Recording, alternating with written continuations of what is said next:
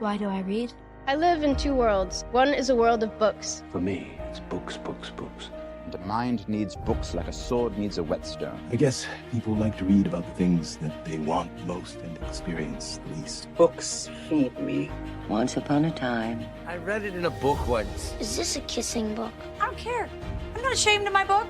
It's not right for a woman to read. Soon she starts getting ideas and thinking. I checked this out weeks ago for a bit of light reading. Books! You have never interested me more. I have many leather-bound books, and my apartment smells of rich mahogany. Now, when you read, don't just consider what the author thinks. Consider what you think. I love that book. I hated that book. How can you read this? There's no pictures. Don't read this book. Those books are good. This might be the best book I've ever read. I'm gonna go read. Go ahead, read. Why do I read? I read because this world is not about free.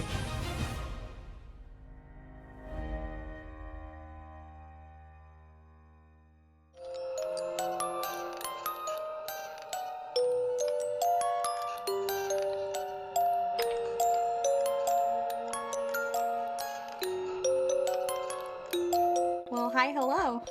Hi, hello. Hi, hello. It's so good to see your face, as always. And again, it's been too long because once again, we've been thwarted many a time. We're always thwarted. Thwarted, I tell you. Because was it last week we were going to record and you were sick? Oh, yeah, I got sick. I was really sick, too. I was, like, in bed for a few days. Ugh, it's the worst. Yep. That seasonal change is getting ya. Or the kids bringing home the germs. Oh, yeah. For sure. Yeah. But at least the weather's been nice. I don't know how it's been over there, but like over here we've had actually a really nice fall. Because usually it goes straight from being like crazy hot in the summer to like this small little like 2 to 3 week window of like, yay, it's fall, to like, it's winter now. So it's actually been so nice to actually have a fall. And it's been nice. It was really cold today. Was it? But October was really great. I think a lot of times it'll just rain in October. Yeah. And sometimes even snow. And it just wasn't like that this year.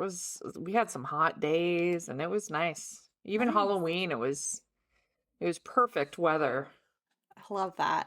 Yeah, it was really nice on Halloween here too. And it's been like consistently in the like, high 50s, low 60s the last couple weeks. It's been so nice. It's like, been freezing cold here.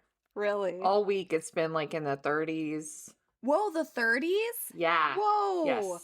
I mean, I guess it is November, but like, and it is unseasonably warm here, but yeah, wow. Yeah, it's been super good. Like yesterday, it was freezing cold outside.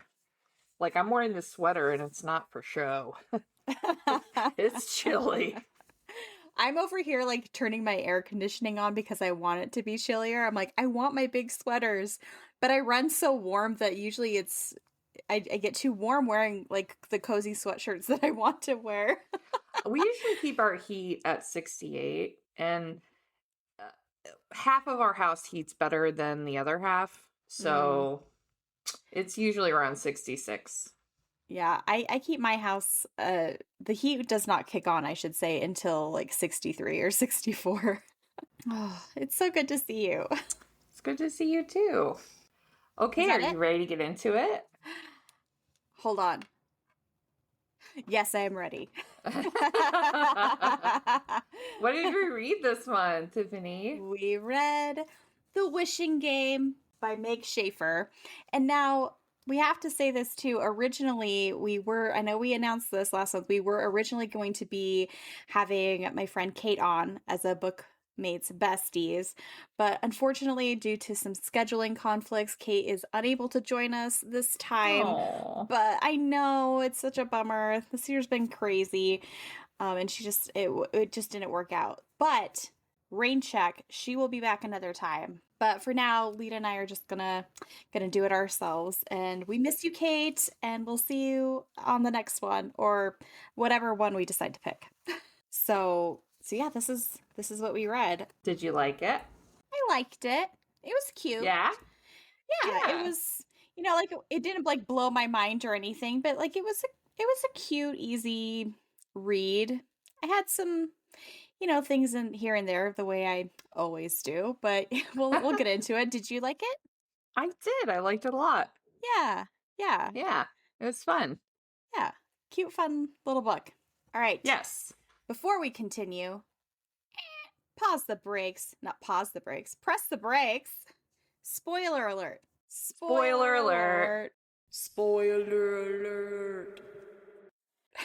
We're going to be discussing The Wishing Game by Meg Shaffer in its entirety. The journey, the beginning, the middle, the end, all the plot points in between. So if you have not read this book and you want to read it without it being spoiled, pause it right now, go read it, and then come back and join us. And if you don't really plan on getting to it, just stick around, come along for the ride, and by the end, you'll feel like you've read it. We'll get you there. Yeah. And we're going to talk about all the things. Anything triggering. Anything sexual. We cuss. We don't care. Welcome to the show. Yeah. Yay. Yay. For people who are not familiar with this book, Lita, would you like to give a little synopsis? Yes, I have prepared one for this occasion. How excellent of you. Okay, are you ready? I'm ready. Our story unfolds on the mysterious Clock Island, home to the reclusive children's author Jack Masterson, who invites a group of contestants to compete for the only copy of his new book. The Wishing Game blends the enchantment of childhood stories with the harsh realities of adulthood. Our main characters are Lucy, a woman who is been lonely throughout her life.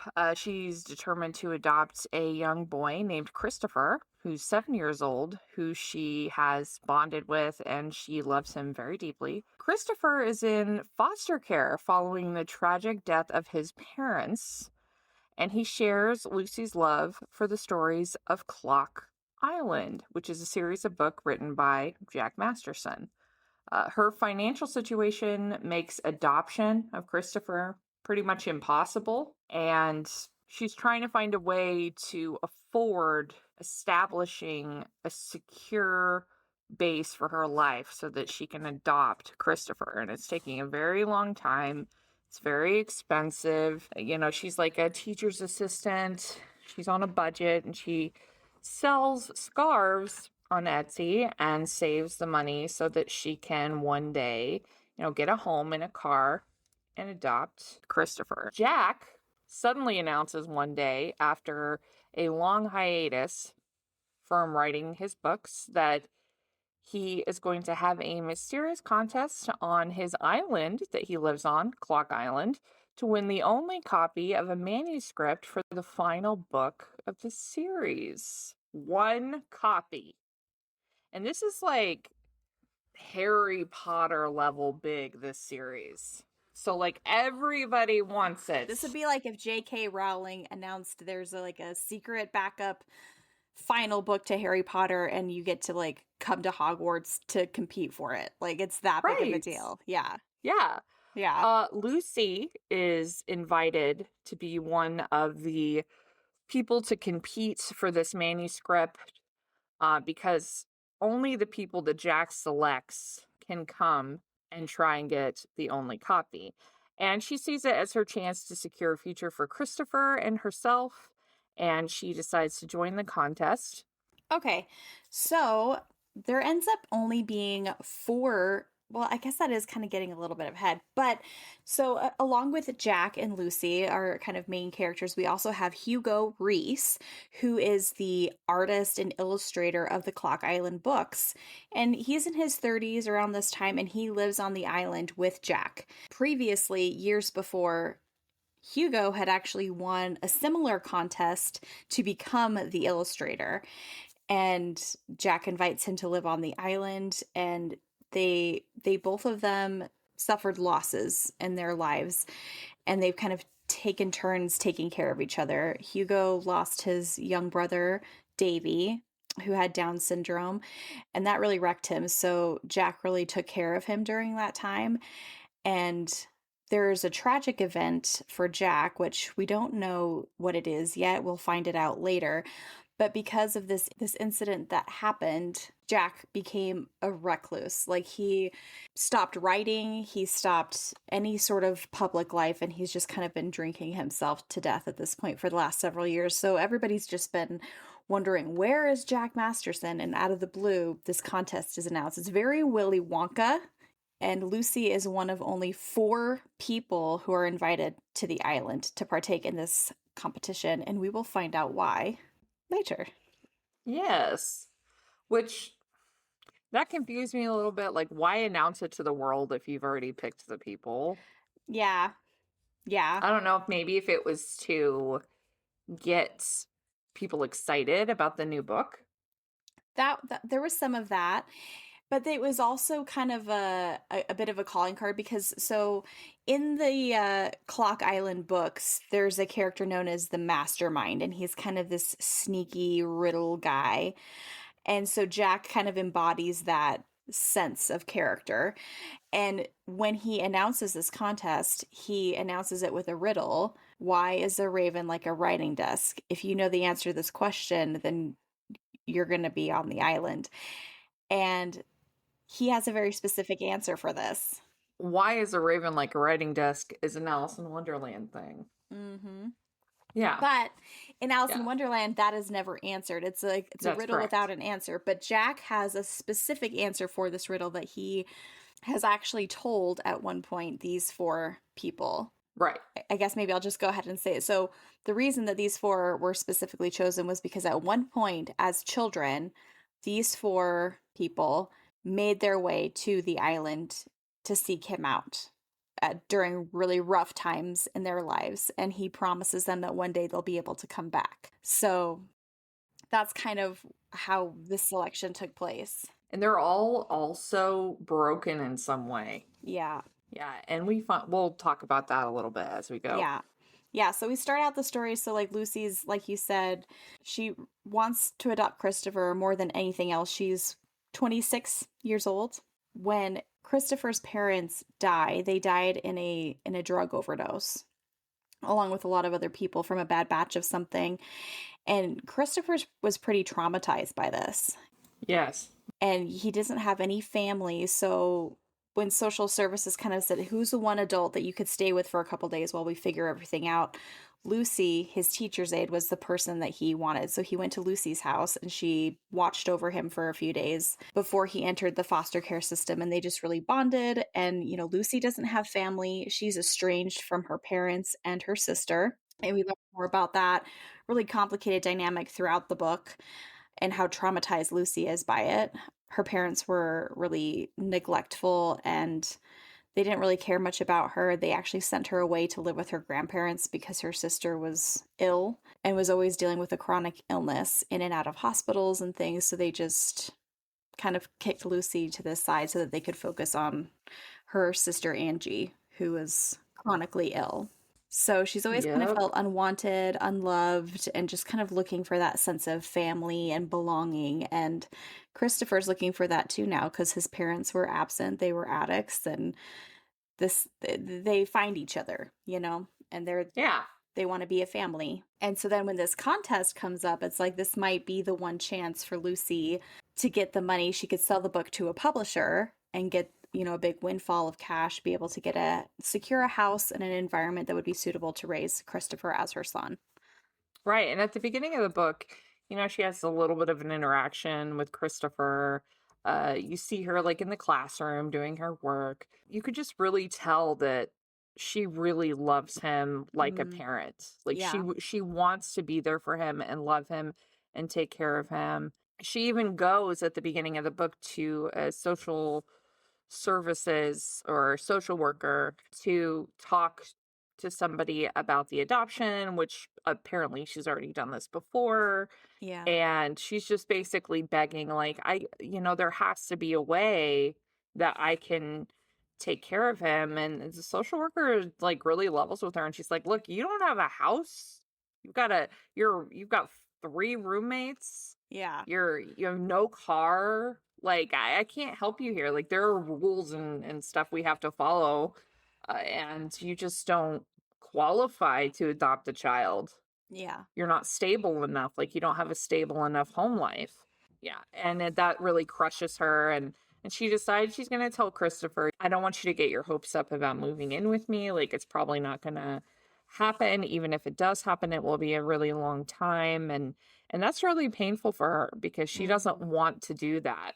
Yeah. She wants to be able to take care of him. They do stuff together. They package her Etsy orders together. Yeah, and she tutors him after school, so she helps him with his schoolwork. So they just have this special time that they have together. And if she gets a different job, she won't be able to spend that same amount of time with Christopher. So she feels super stuck. Like, what do I even do? Well, also there's another thing there where Christopher is afraid of the phone. So she's worried that she won't be able to like communicate with him properly if she's working 2 jobs. I mean, being a single parent is really hard work.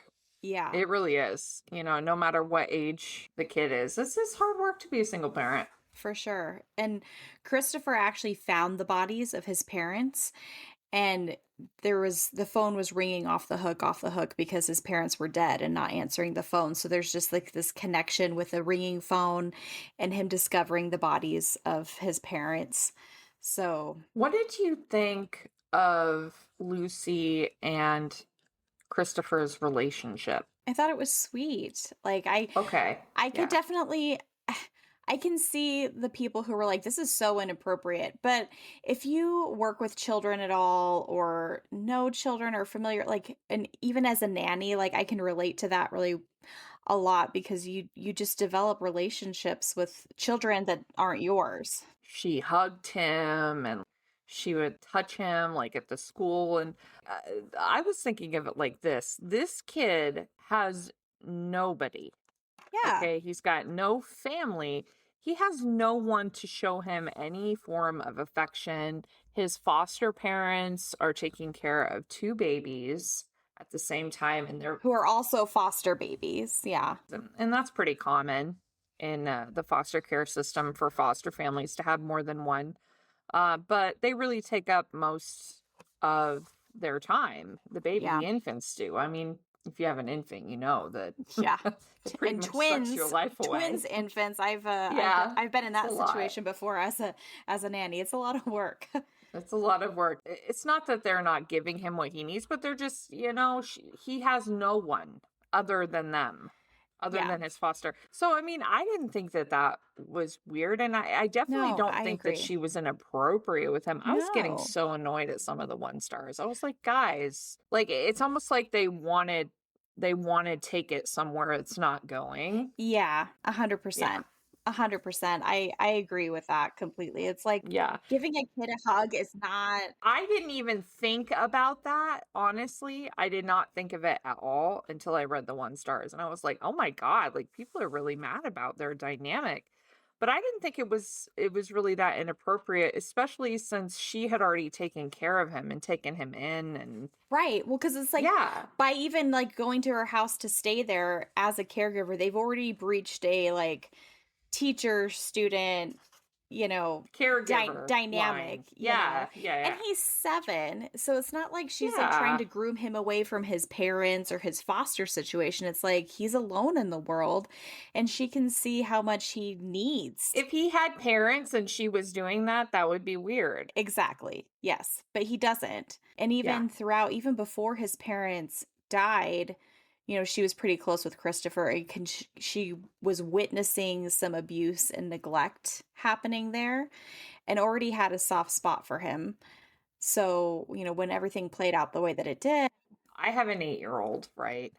And I can't tell you how many times a day I hug him. Yeah. I'm affectionate with him because he's my son. Right. And like, I can't imagine, 7 is quite small, actually. Still. It is. Yeah. Yeah.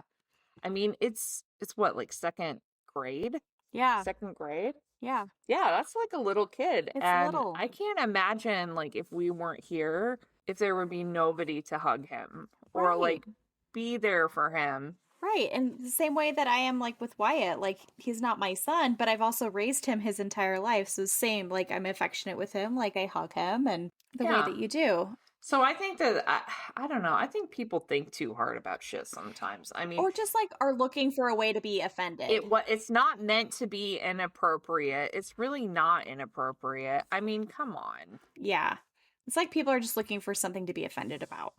I've got one particular one by a lady named Jan. It's quite feisty. Oh, Jan. Oh, Jan. Jan was very upset.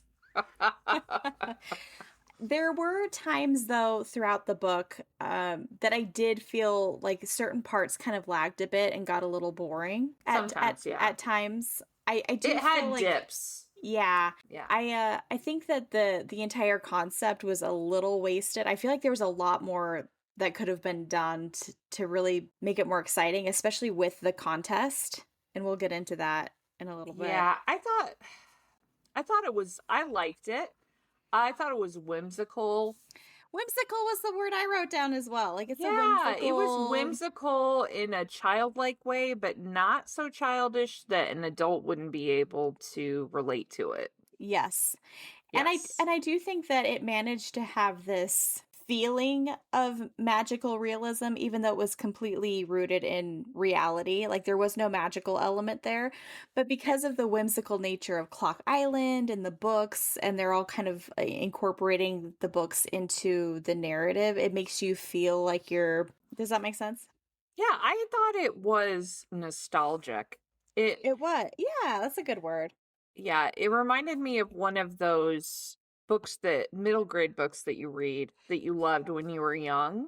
Yeah. Very Nancy Drew vibes. Almost. Yeah, I wrote down Willy Wonka meets Nancy Drew. Yeah, it was for this book. I really enjoyed the environment that we were in. I did too. Yeah. Yes. Yeah. And for a debut, I think it's great. Is this a debut novel? Yes. Well, good for her. I'm actually going to read one of the first lines in the prologue, and I feel like this sets up the book really well. There's not even a page number because it's just the prologue. In his living room, Jack kept a clock with numbers marked by pictures of places on the island. The lighthouse at 12, the beach at 5, the guest house at 7, the wishing well at the 8, which led to conversations like, where are you going? 5 o'clock. When will you be back? By the lighthouse. Places were times, times were places. Confusing at first, then charming. And there's a really cute map at the beginning of the book, which I really felt would come into play a bit more. The map. The map was really cute. I really felt like it was coming into play more than it actually did, but you know, at the center, it's shaped like a clock, and at the center of it is called the City of Second Hand. And then each of the numbers are a different location, like the 1 o'clock picnic spot, the 2 tide pool at 2, Puffin Rock at 3 o'clock, Welcome Ashore at 4, 5 o'clock beach, Southernmost 6, 7th Heaven guest cottage, at the 8 o'clock, we wish you well, 9 o'clock dock, 10 and 11, Forest and Fen at 11 and 10, noon and midnight lighthouse. So it's just really sweet and cute, and I kind of wanted a little bit more with that than there actually was, but it was really cute. I liked it too. And actually, I really liked starting out the book that way because it just gives you this feel of, I don't know, I thought it was very like Peter Pan kind of a map. Yeah. Very Peter Pan. Kind of like a Neverland. Yeah. So like you're going into it with that mindset and you're hit pretty quickly with some pretty heavy themes. Yeah. Yeah. It definitely has a lot of childhood trauma and healing from everyone involved in the story. Yes. Not including just Jack. Yeah, not just the 4 contestants, Hugo, Jack, everyone. Yeah. And even Christopher. I mean, I thought it was an exploration of trauma in a way. Yeah. 100%.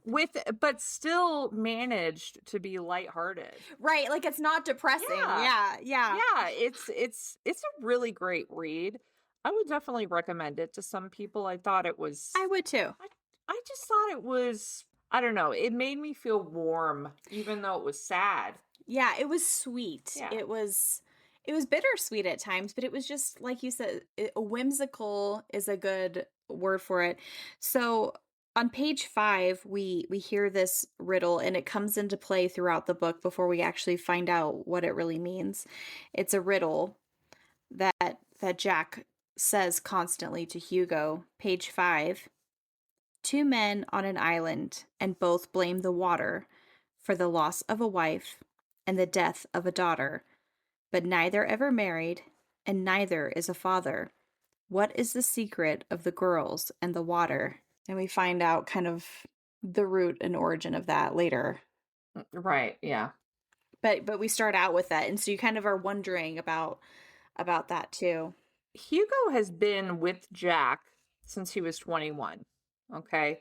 Mm-hmm. So he came to the island at 21 and started illustrating Jack's books, and he just didn't leave. He's still there. And he redid all the books with new illustrations. It's been a really long time because he's a recluse and he's on a writing hiatus since Jack has written. He's elderly and lonely and drinks a lot. And Hugo has kind of become ingrained in the island. He doesn't really feel like he can leave. He doesn't really feel like Jack has anybody else, but he also doesn't really have anywhere that he wants to go. So it's just kind of this it's kind of the cycle of staying somewhere, not really feeling like you want to go anywhere, but also feeling like you're wasting your life. Because he's realizing that he's like stuck. You know, he's alone on the island with Jack. Jack's not living his life. He feels obligated to Jack because of how he helped him through the loss of his brother. So he feels like he, wants to be there and do the same thing for Jack, but it's getting to that stage where it's like, okay, sink or swim. He feels suffocated. Yes, yeah. It's very suffocating. Yeah. Mm-hmm. But Hugo, in the meantime, because of the illustrations and stuff, he also does a bunch of paintings. So he's actually really well known and famous as an artist at this point. Right. But he's also feeling more like a caretaker than an artist. Yeah. And just kind of uninspired because they're stuck on the island, both of them. They're just stuck in whatever. And also he had all these dreams that he just doesn't feel like doing anymore. Yeah.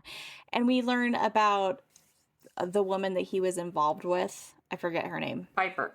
And she runs an art gallery now, but like at one point she initially went to the island with him, and then she was just like, I can't stay here with you. Like, it's either like we go off and have our own life, and he was basically like, I can't leave Jack right now. So that kind of ended that relationship, and she's gone off and gotten married and stuff. But I think too that maybe he was dodging. He just wasn't ready to commit. He wasn't ready. Yeah. Yeah. And they're still friends. They're still friends. Yeah, we see a little interaction with them at the beginning of the book when the contest is being, because he's British too. Oh yeah, Hugo, the British artist. He's a Brit. He's a Brit. I was kind of picturing like Jude Law from The Holiday, like just like sweaters and like sweaters and like the glasses and just that kind of quiet. I pictured him being super old. I don't know why. Like really? A guy in his almost 50s. No, Hugo's yeah, that's 30s. What I'm talking about. I know, but that's like where my brain went. Oh, that's funny. It just like aged him up. I don't know why. I can't control it. Well, he was like, part of his personality was like really like kind of crotchety grump, you know? Yes. So that's probably he's fed kind into. Of grumpy. He kind of gets better like as the book goes on. Like Lucy kind of. Well, we'll get there. Lucy realizes that she thinks she knows the answer to why is a raven like a writing desk because of her experience of going to Clock Island, which when she was very small, she tells Christopher this. When they're talking about the contest, she ran away from home and went to Clock Island. Yep. What was she, like 12? Yeah, she was 12. So she was kind of older. Yeah, but she not too little. Yeah, neglected by her parents, and kind of no one knew she was gone for a while. So she hopped on a ferry. She was really addicted to the books. She found one in a hospital room. And she loved the books about Clock Island. And she was like, you know what? I'm going there. And she used to live in Maine. Before So this, though, she had actually, what gave her the idea to do this is she had been writing letters to Jack. They'd been corresponding back and forth. And I did have a little bit of an opinion about this. Okay, I'll start with just a little snippet that we get of Lucy's letter to Jack. And this really sums up the neglect that she was feeling towards her by her parents.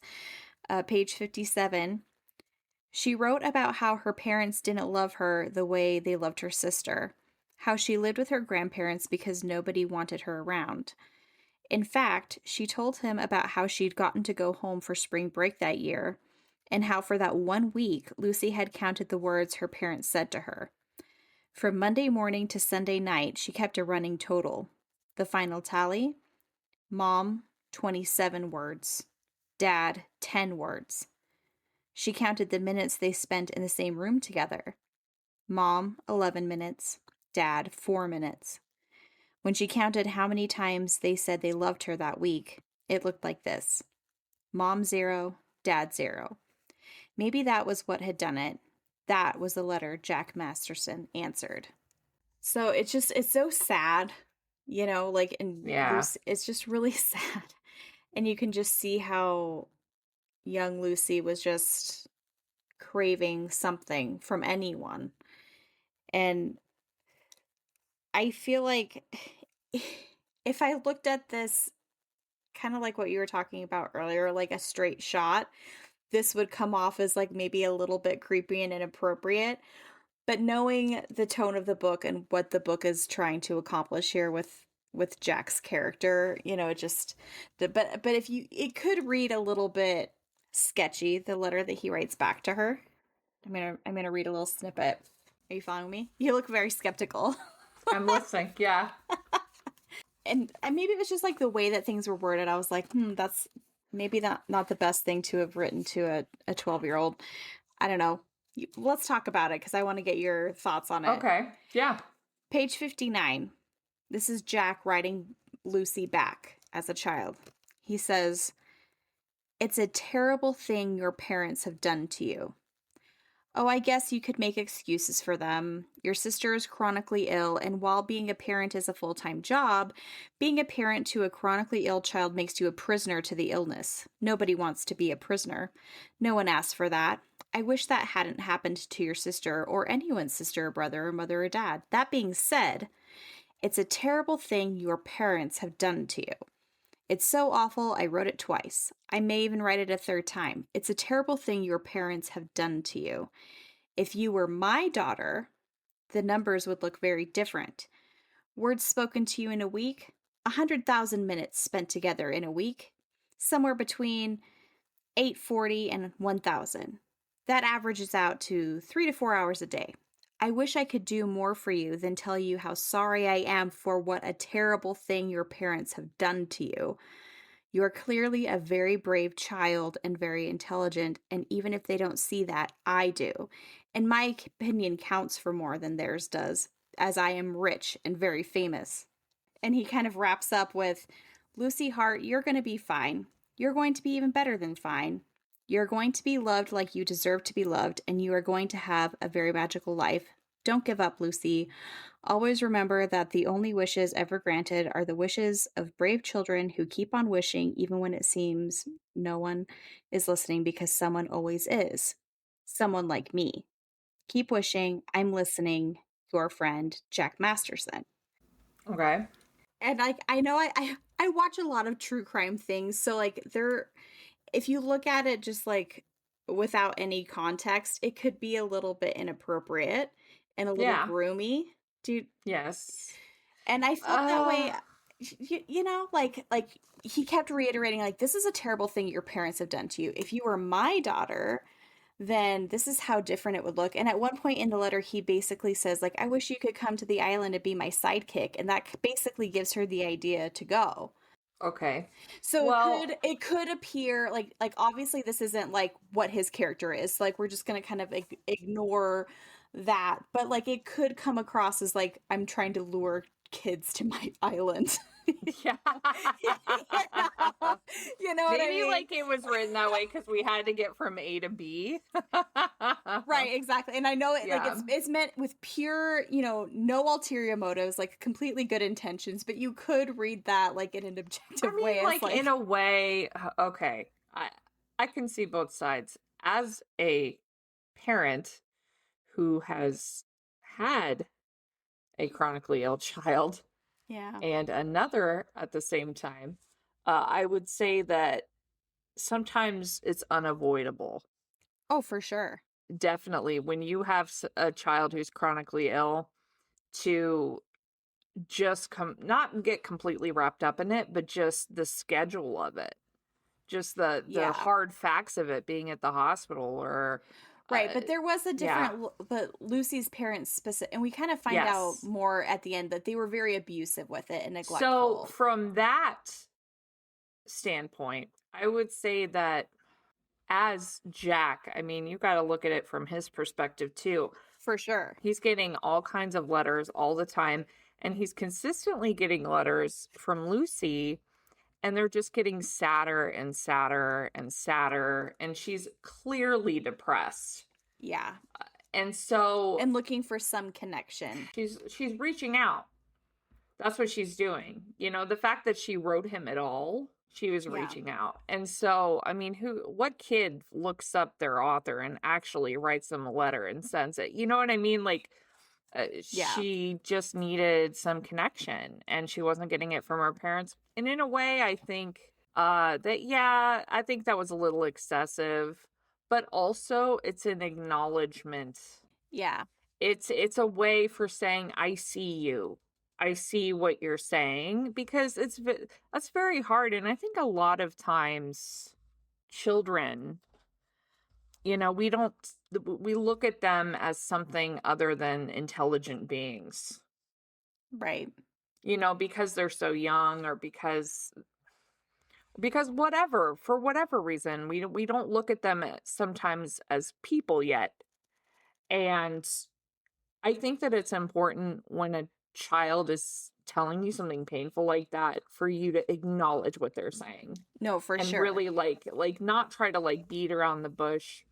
I did like the approach that he took. Like, he kind of pretended like Mastermind was there, and he made it kind of like a story in a way. Yeah, no, for sure. But like, I could totally see what you're saying. Like, saying it's a terrible thing that your parents have done. You could have just said it one time. Yeah. Four times is a lot. It was almost like let me just convince you even more that your parents don't love you, and I would if I were your parent. But in a way, when you read it, that's how it really sounded. But like, also, I don't know, when you take everything into context, context is important. Yeah, it is. So like, I guess when I read it, I didn't even think about that, if I'm being honest. Like, but I see what you're saying. I watch a lot of true crime, and I was like, I know my true crime brain is being activated just by like the words on the page. Like, if a grown up found a letter like this, it would be like, who are you, and why are you saying these things to my kid?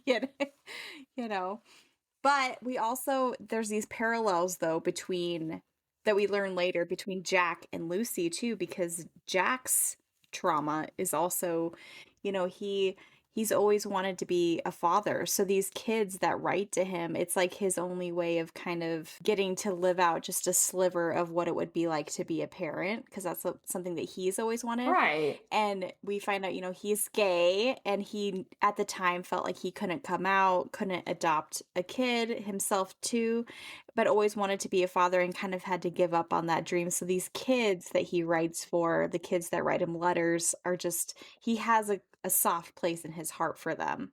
Yeah. Mm-hmm. In a genuine way, not a creepy way. And also, it's that soft spot that causes him to stop writing. Yeah. Yeah. And we find out why later.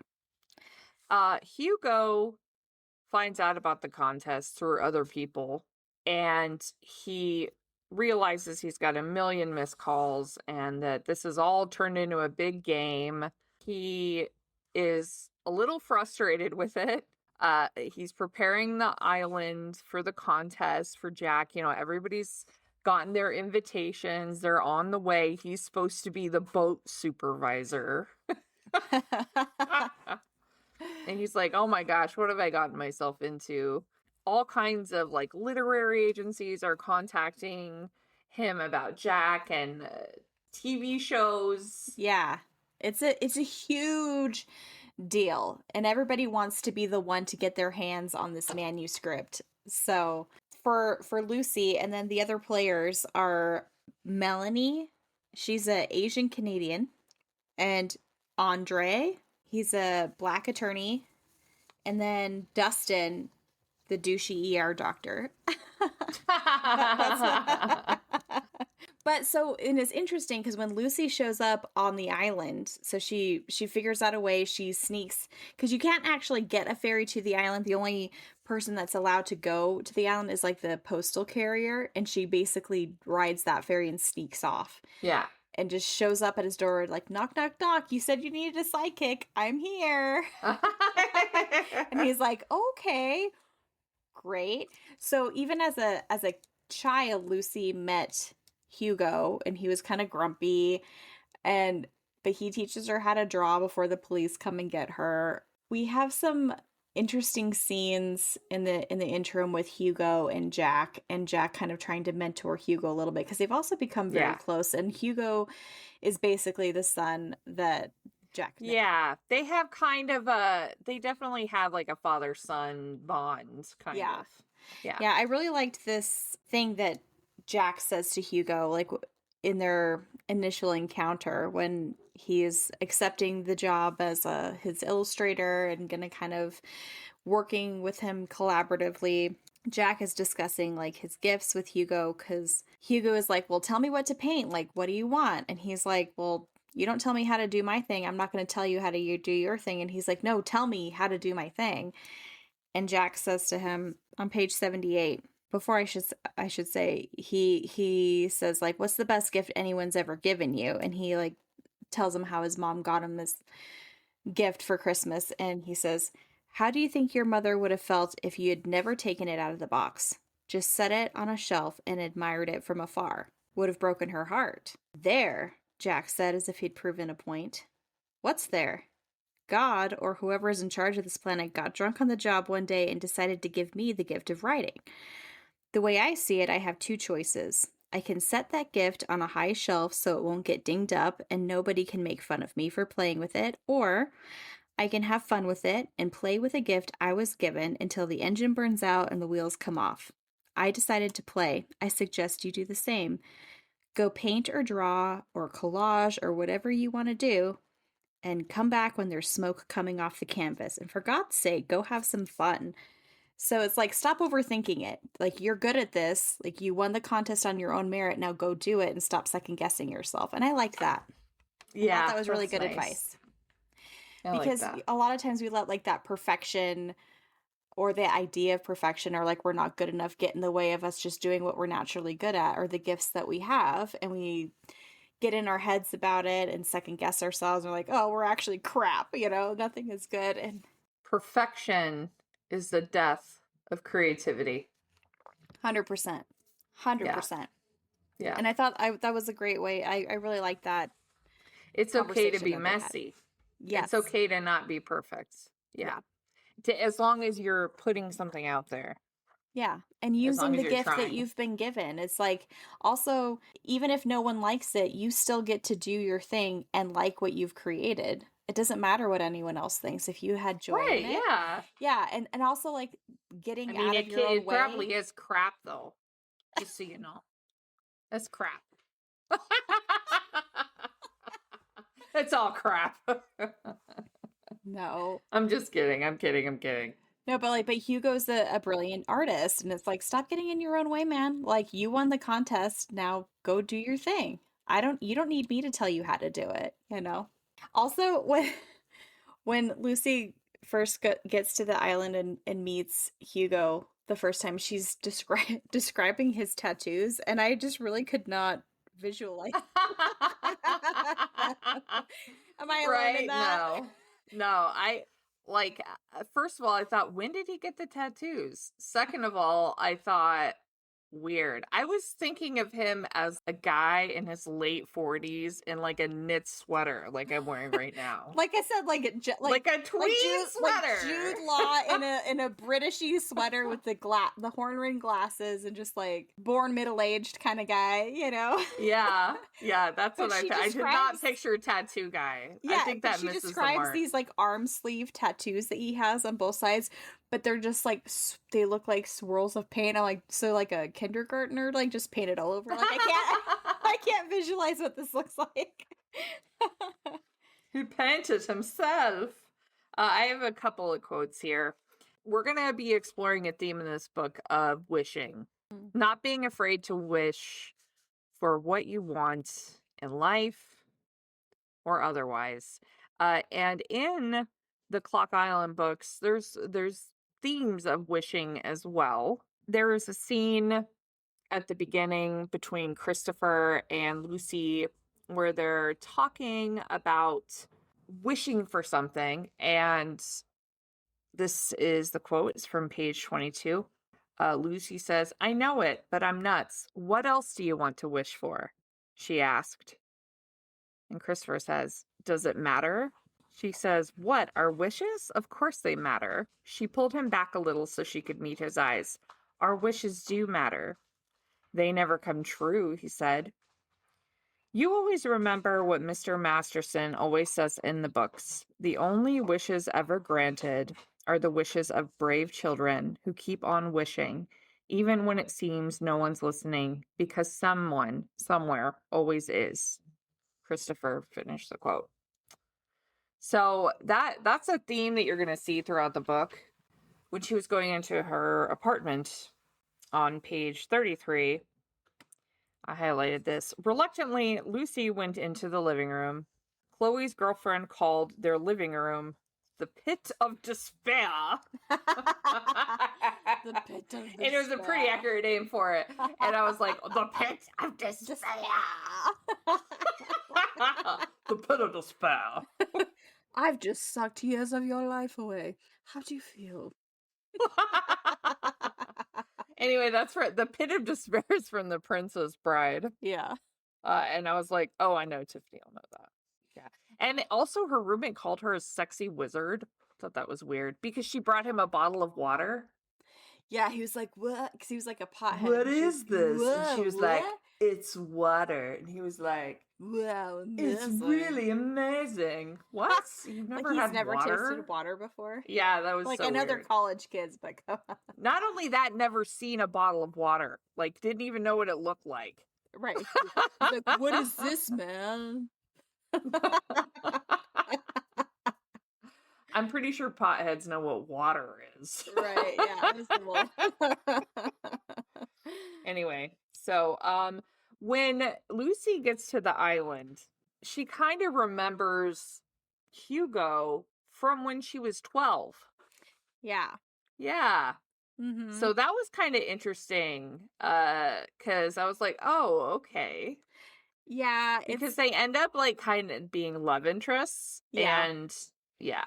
It's in that like fine line of like, is this creepy or is this...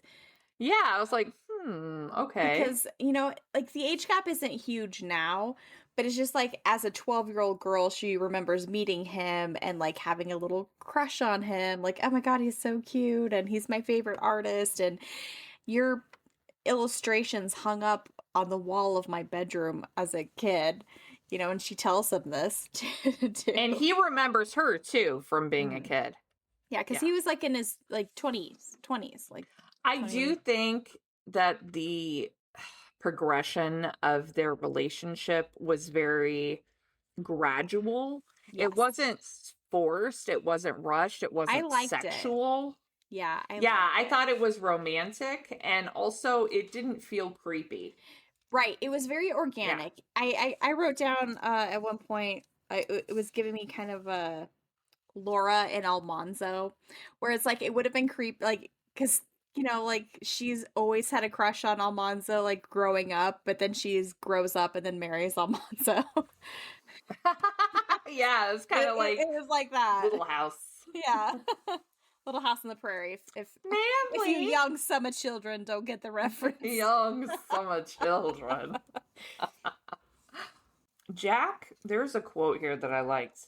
When Lucy is leaving, Hugo is unhappy with the way that Jack handled this situation with Lucy. We're not there yet. Right. No, but yeah. It's in the flashback of her thinking about the first time. Yeah. Okay, I got Yeah, gotcha. so Sorry. when she was 12. So she's thinking about the flashback, and so when that happened, Hugo kind of jumped all over Jack right in front of her, and she was like, I don't like that guy anymore. So there's like that memory. But Jack to Hugo says this quote on page 105. But she never forgot what Jack Masterson said in reply. Hugo, always be quiet when a heart is breaking. Oh, that was a good line. I remember that. Yeah. And that's so true. Just shut your fucking mouth. Yeah. Like, there is really somebody who's very sad right now. Yeah. Yeah. Yeah. That's great advice. It is good advice. That's very good advice. Be quiet if a heart is breaking. Yep. You know? Yeah. They don't need anything else. Yeah, because I think that Hugo, like in his way, is trying to look out for Jack and his best interests. And Jack is like, just, guy, can you just relax. Relax a little bit. Yeah. He's a little high strung, Hugo. He seems like the kind of guy who just pops off. Yeah. And I think it's also he's protective of Jack. And he was like, a 12-year-old girl showing up on your island could be really bad for you. Yeah. because kind of like what I was saying earlier, like, okay, like we know that there's nothing nefarious going on, but like this could look really bad. Well, to also people. if something had happened to her coming to the island. Yeah. And the letter that he sent her. That's a bit of foreboding. Yeah. It's like a bit those foreboding saltings. Too. Yeah, it is foreboding. Yeah. And I feel like I did write down, it just feels like he can't be surprised that she or any of these other kids have shown up on his island with letters like this that are written in this way. Like, Yeah. He makes it sound in his letters as though it's all real. Like the books and... Yeah. Yeah. Like the mastermind's in the background messing with him right this second. Right. There's that fine line between trying to comfort and be there, but also provide false hope, or maybe that's the wrong word. Do you know what I'm saying? Yeah. But also like being like, I could be your sanctuary. Like if you were my kid, then this is how amazing our lives would be. So it's not surprising that these kids develop this. I kind of almost wonder if he wrote them when he was drunk. Makes you wonder. But he just really genuinely cares for the kids. And I think that he doesn't realize how his words are impactful. How impactful it is. And and he definitely learns this lesson the hard way. That's true. And that's a big reason for his withdrawal from everyone. Okay, so at this point, all the contestants are there. All right. Inside is kind of like a Victorian decor. But this island is actually like he designed this. Like he bought this like tiny circular island and literally designed it like Clock Island from his own books. It's again, I really hate. But no one can go there. No one can go there, but I really hate to make this comparison. But it's basically like his version of the Neverland Ranch. Like he just... like if you look at any of this objectively, it's very creepy. But like for the book's it's sake, not for the children to come to. He doesn't let anybody come. No. Yeah, just like Michael Jackson. Right. It's only the ones he picks. I know. I didn't think of it that way. Now I'm starting to see a little bit of maybe why people were a little. I really upset. just like separated myself from like, okay, this is not what the book is going for. That's the thing, though. I just like separated, completely checked out of that kind of. I just felt like it wasn't nefarious, so I didn't let my mind go that direction. And it wasn't. But like, You could reach those things if you're gonna like be nitpicky about it or whatever, but I chose to just enjoy it for what it was meant to be, which is whimsical and fun and genuine and not creepy because through the lens of these like could objectively be a little bit creepy. So Lucy steps into the library. She's super nervous. There's a lot on the line. She wants this manuscript so she can sell it, so she can make a life for her and Christopher. It's a high stakes for her. Yeah. And she's the last one to arrive of the four of them. Right. And she also feels a little out of place between the competitors.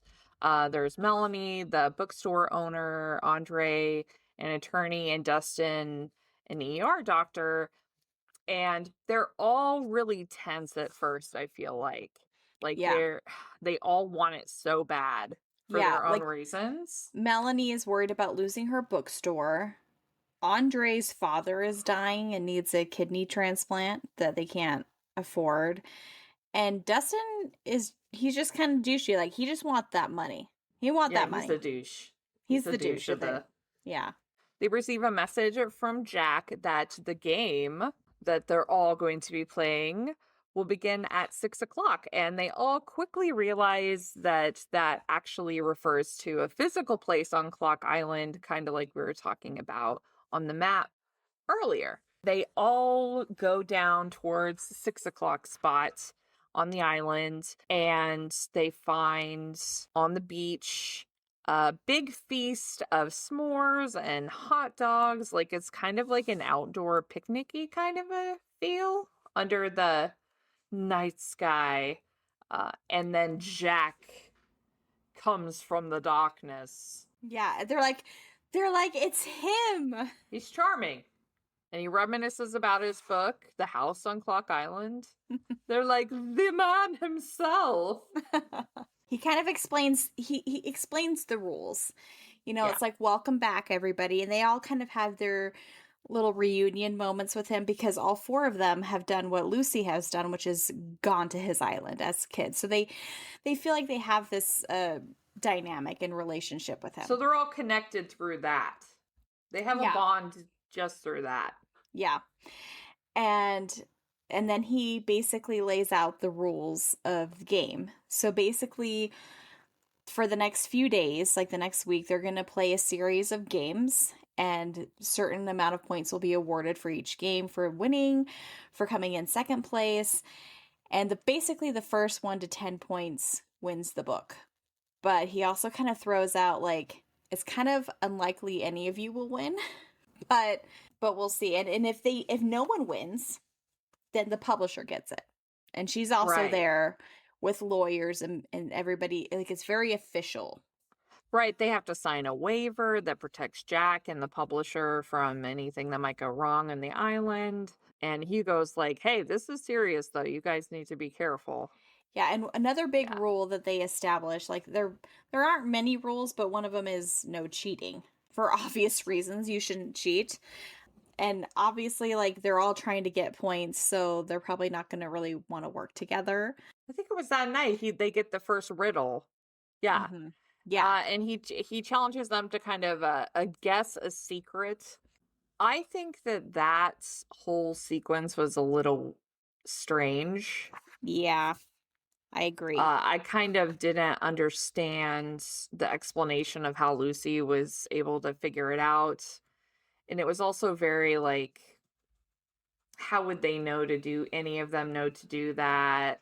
I thought it was a little messy. It was messy. Like, it was too complicated and too simple at the same time. Okay, so here it is. This is the riddle that he gives them. On page 124, on the moon is a room with a green glass door. I can't go in. You can't go in. What is it for? Kittens go in. Puppies too, but no cats and no dogs. A drill, but not a screw. A queen, but not a king. A rabbi, but not a priest. Kisses allowed, but no hugs. Not in the least. You can roll there, but not rock. And you won't find a clock. In the room on the moon with the green glass door. Jill can go in. Jack can't go in. So what is it for? That's what they have to figure out. And if somebody said that to me, I'd be like, what? Right? And that's basically the reaction of everyone. And he's like, okay, 2 points for whoever guesses it. And they're all just like, okay, could we get a hint? And he's like, sure. Okay, I'll give you many, many hints. He says, a book can pass through the door, but not a single page can pass.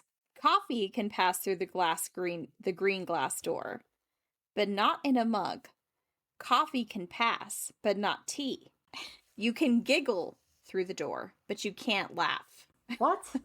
Yeah, see, like, even though I know what the answer is, it's still kind of confusing. Like, I thought it was too complicated, and also just, also,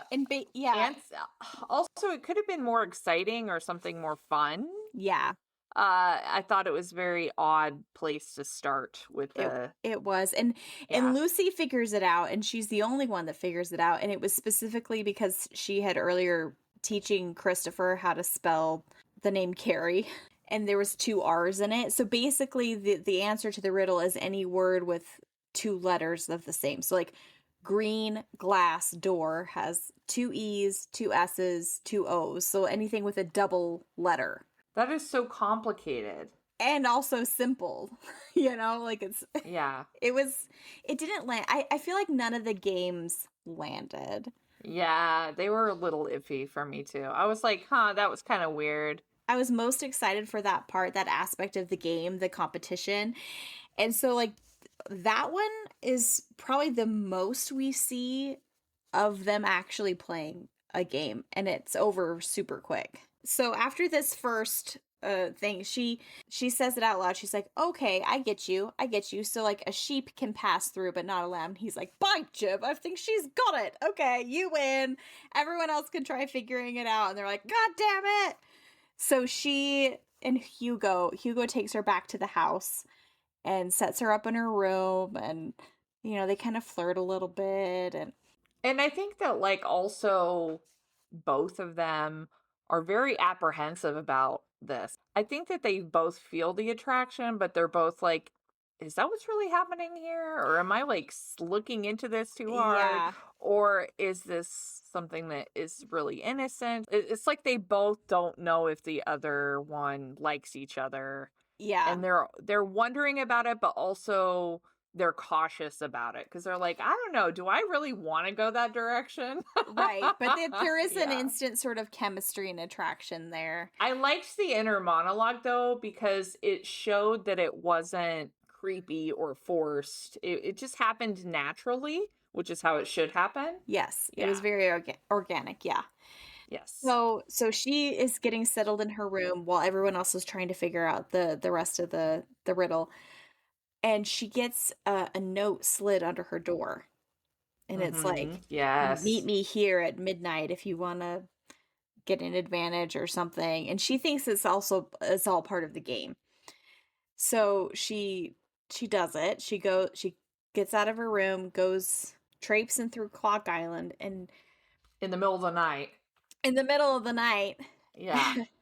And she happens upon this little like apothecary shop that's built to scale from the books, and then this wasn't it kind of like a ghost town? Yeah like an abandoned amusement park. Yeah, but all based on locations from the Clock Island books. And then this guy just shows up out of nowhere, and he's like, you can take anything. She's like, who are you? I wrote down Richard Markham, attorney at law. And I was like, I wrote down, this guy is giving Slugworth. It's feeling like the everlasting gobstopper That's exactly challenge. What I thought. Yes. Yeah, there was the Willy Wonka right there. Yeah. Okay, so page 145. You're a lawyer? I have a client, he said, who is very interested in buying Jack Masterson's new book. Do they want to publish it? He's a collector of rare books. The only copy of what may be the last book in the best-selling children's series in history is about as rare as it gets, Lucy. He's willing to go as high as 8 figures. 8 figures, not low six, which is what you get from the Lion House. Cheapskates. 6 figures will last you 6 months in California. And he's basically like trying to get her to sell out to him. And she's like, no. And he's like, fine, you'll wish something different. And how then I wrote down, like, how did this rando get on the island without anyone knowing? So I was like, yeah, he's super smarmy. Yeah, and I really thought it was like a Slugworth thing, but then when they make everybody aware of this, like Jack kicks him off the island. He's like, we've upped security. I'm like, oh, so he just like showed up on the island in the middle of the night and just so he must have also sent notes to other people, because after this exchange happens, Dustin also happens to be out at that time and intercepts Lucy on her way back to the house, and he's basically like trying to convince her to cheat with him. Like, hey, like, let's work together, we'll figure out the clues, and then we'll split the money 50. The difference. We'll split it 50-50. And she's like, no. And he's like, what's your problem, bitch? Don't you want money? Don't you want don't you want some money? He's like, what's wrong with you? Don't you want like $1 bajillion? Like, come on. Like, you know, like you're already winning. And he's just like such a dick about it. And she's like, leave me alone. And she's like, get out of my face. Why is everybody bothering me? God. Like, God, this is a just weird everybody night. Stop kissing me. Yes. Everybody just stop kissing me. That's from Vampire Diaries, Caroline. That's excellent. But Hugo overhears this because he has a little cottage on the island. So he doesn't live in the house with Jack. He has his own little cottage on the island. Right. He's got his own place. Yeah, and he's up late painting or whatever tortured artists do in the night. And he hears Dustin yelling at Lucy. And so he kind of goes out there to rescue her, more or less. And he's like, hey, you can't talk to her that way. Like, get out of here. And he's like, hey, get out of here, guy. And Dustin's basically like, ugh. I am a doctor. I graduated top of my class. I am a doctor of medicine. He literally said, I graduated at the top of my class. I don't have to listen to this. What is that? I graduated. I am a doctor at the top of my class. I do not have to listen to you reacting to my douchebaggery. Sir. Who do you address me as? I swear if he had a glove in his pocket, he would have slapped Hugo with it. Like, how dare you, sir? Do you know who I am? I am a doctor of high repute. And so Hugo goes to Jack and he's like, so Dustin broke the rules, so they kicked Dustin off the island. So now we're down to 3. It's just Lucy, Melanie, and Andre. And they kind of like get to know each other a little bit. I do feel like those characters were a little bit wasted and one-dimensional. Like, I feel like we didn't really get to know them very much as characters. It was very minimal. Yeah. We could have kind of gone a little more into detail. I was okay with Dustin getting kicked off. I was like, bye, bitch. Yeah, bye. You know?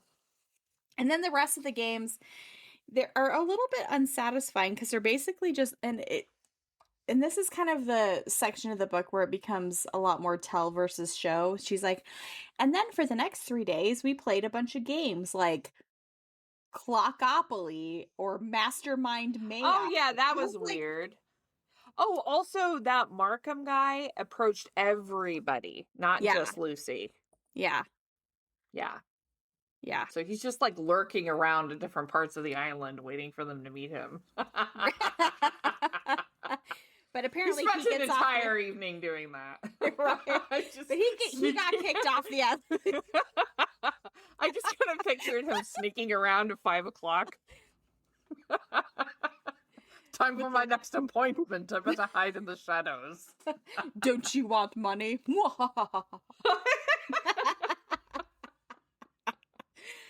But you know, I did wonder if maybe the Markham thing, which I thought this would have been a really interesting twist, if the Markham thing had been Jack's idea. Yeah, that's what I thought it was going to be, like a Slugworth kind of thing. Like, no, Slugworth works for me. He was just testing your integrity type of thing. Yeah. I really thought that's what it was, because it was so like unnecessarily maniacal and like insidious. It was very over the top. And he was like almost like borderline threatening her, like, oh, like, and he also like plugged all of these random facts about her out of midair, like, oh, I know you want to adopt that kid, and I know that like your parents don't love you and stuff. And she's like, whoa, whoa. Dude, it's so intense. And so after this really stressful evening, Lucy wakes up and finds a note from Hugo indicating a gift on the other side of the door. She's just getting all kinds of freaking notes. Everybody like wants to be Everybody's wanting to talk to Lucy under the door.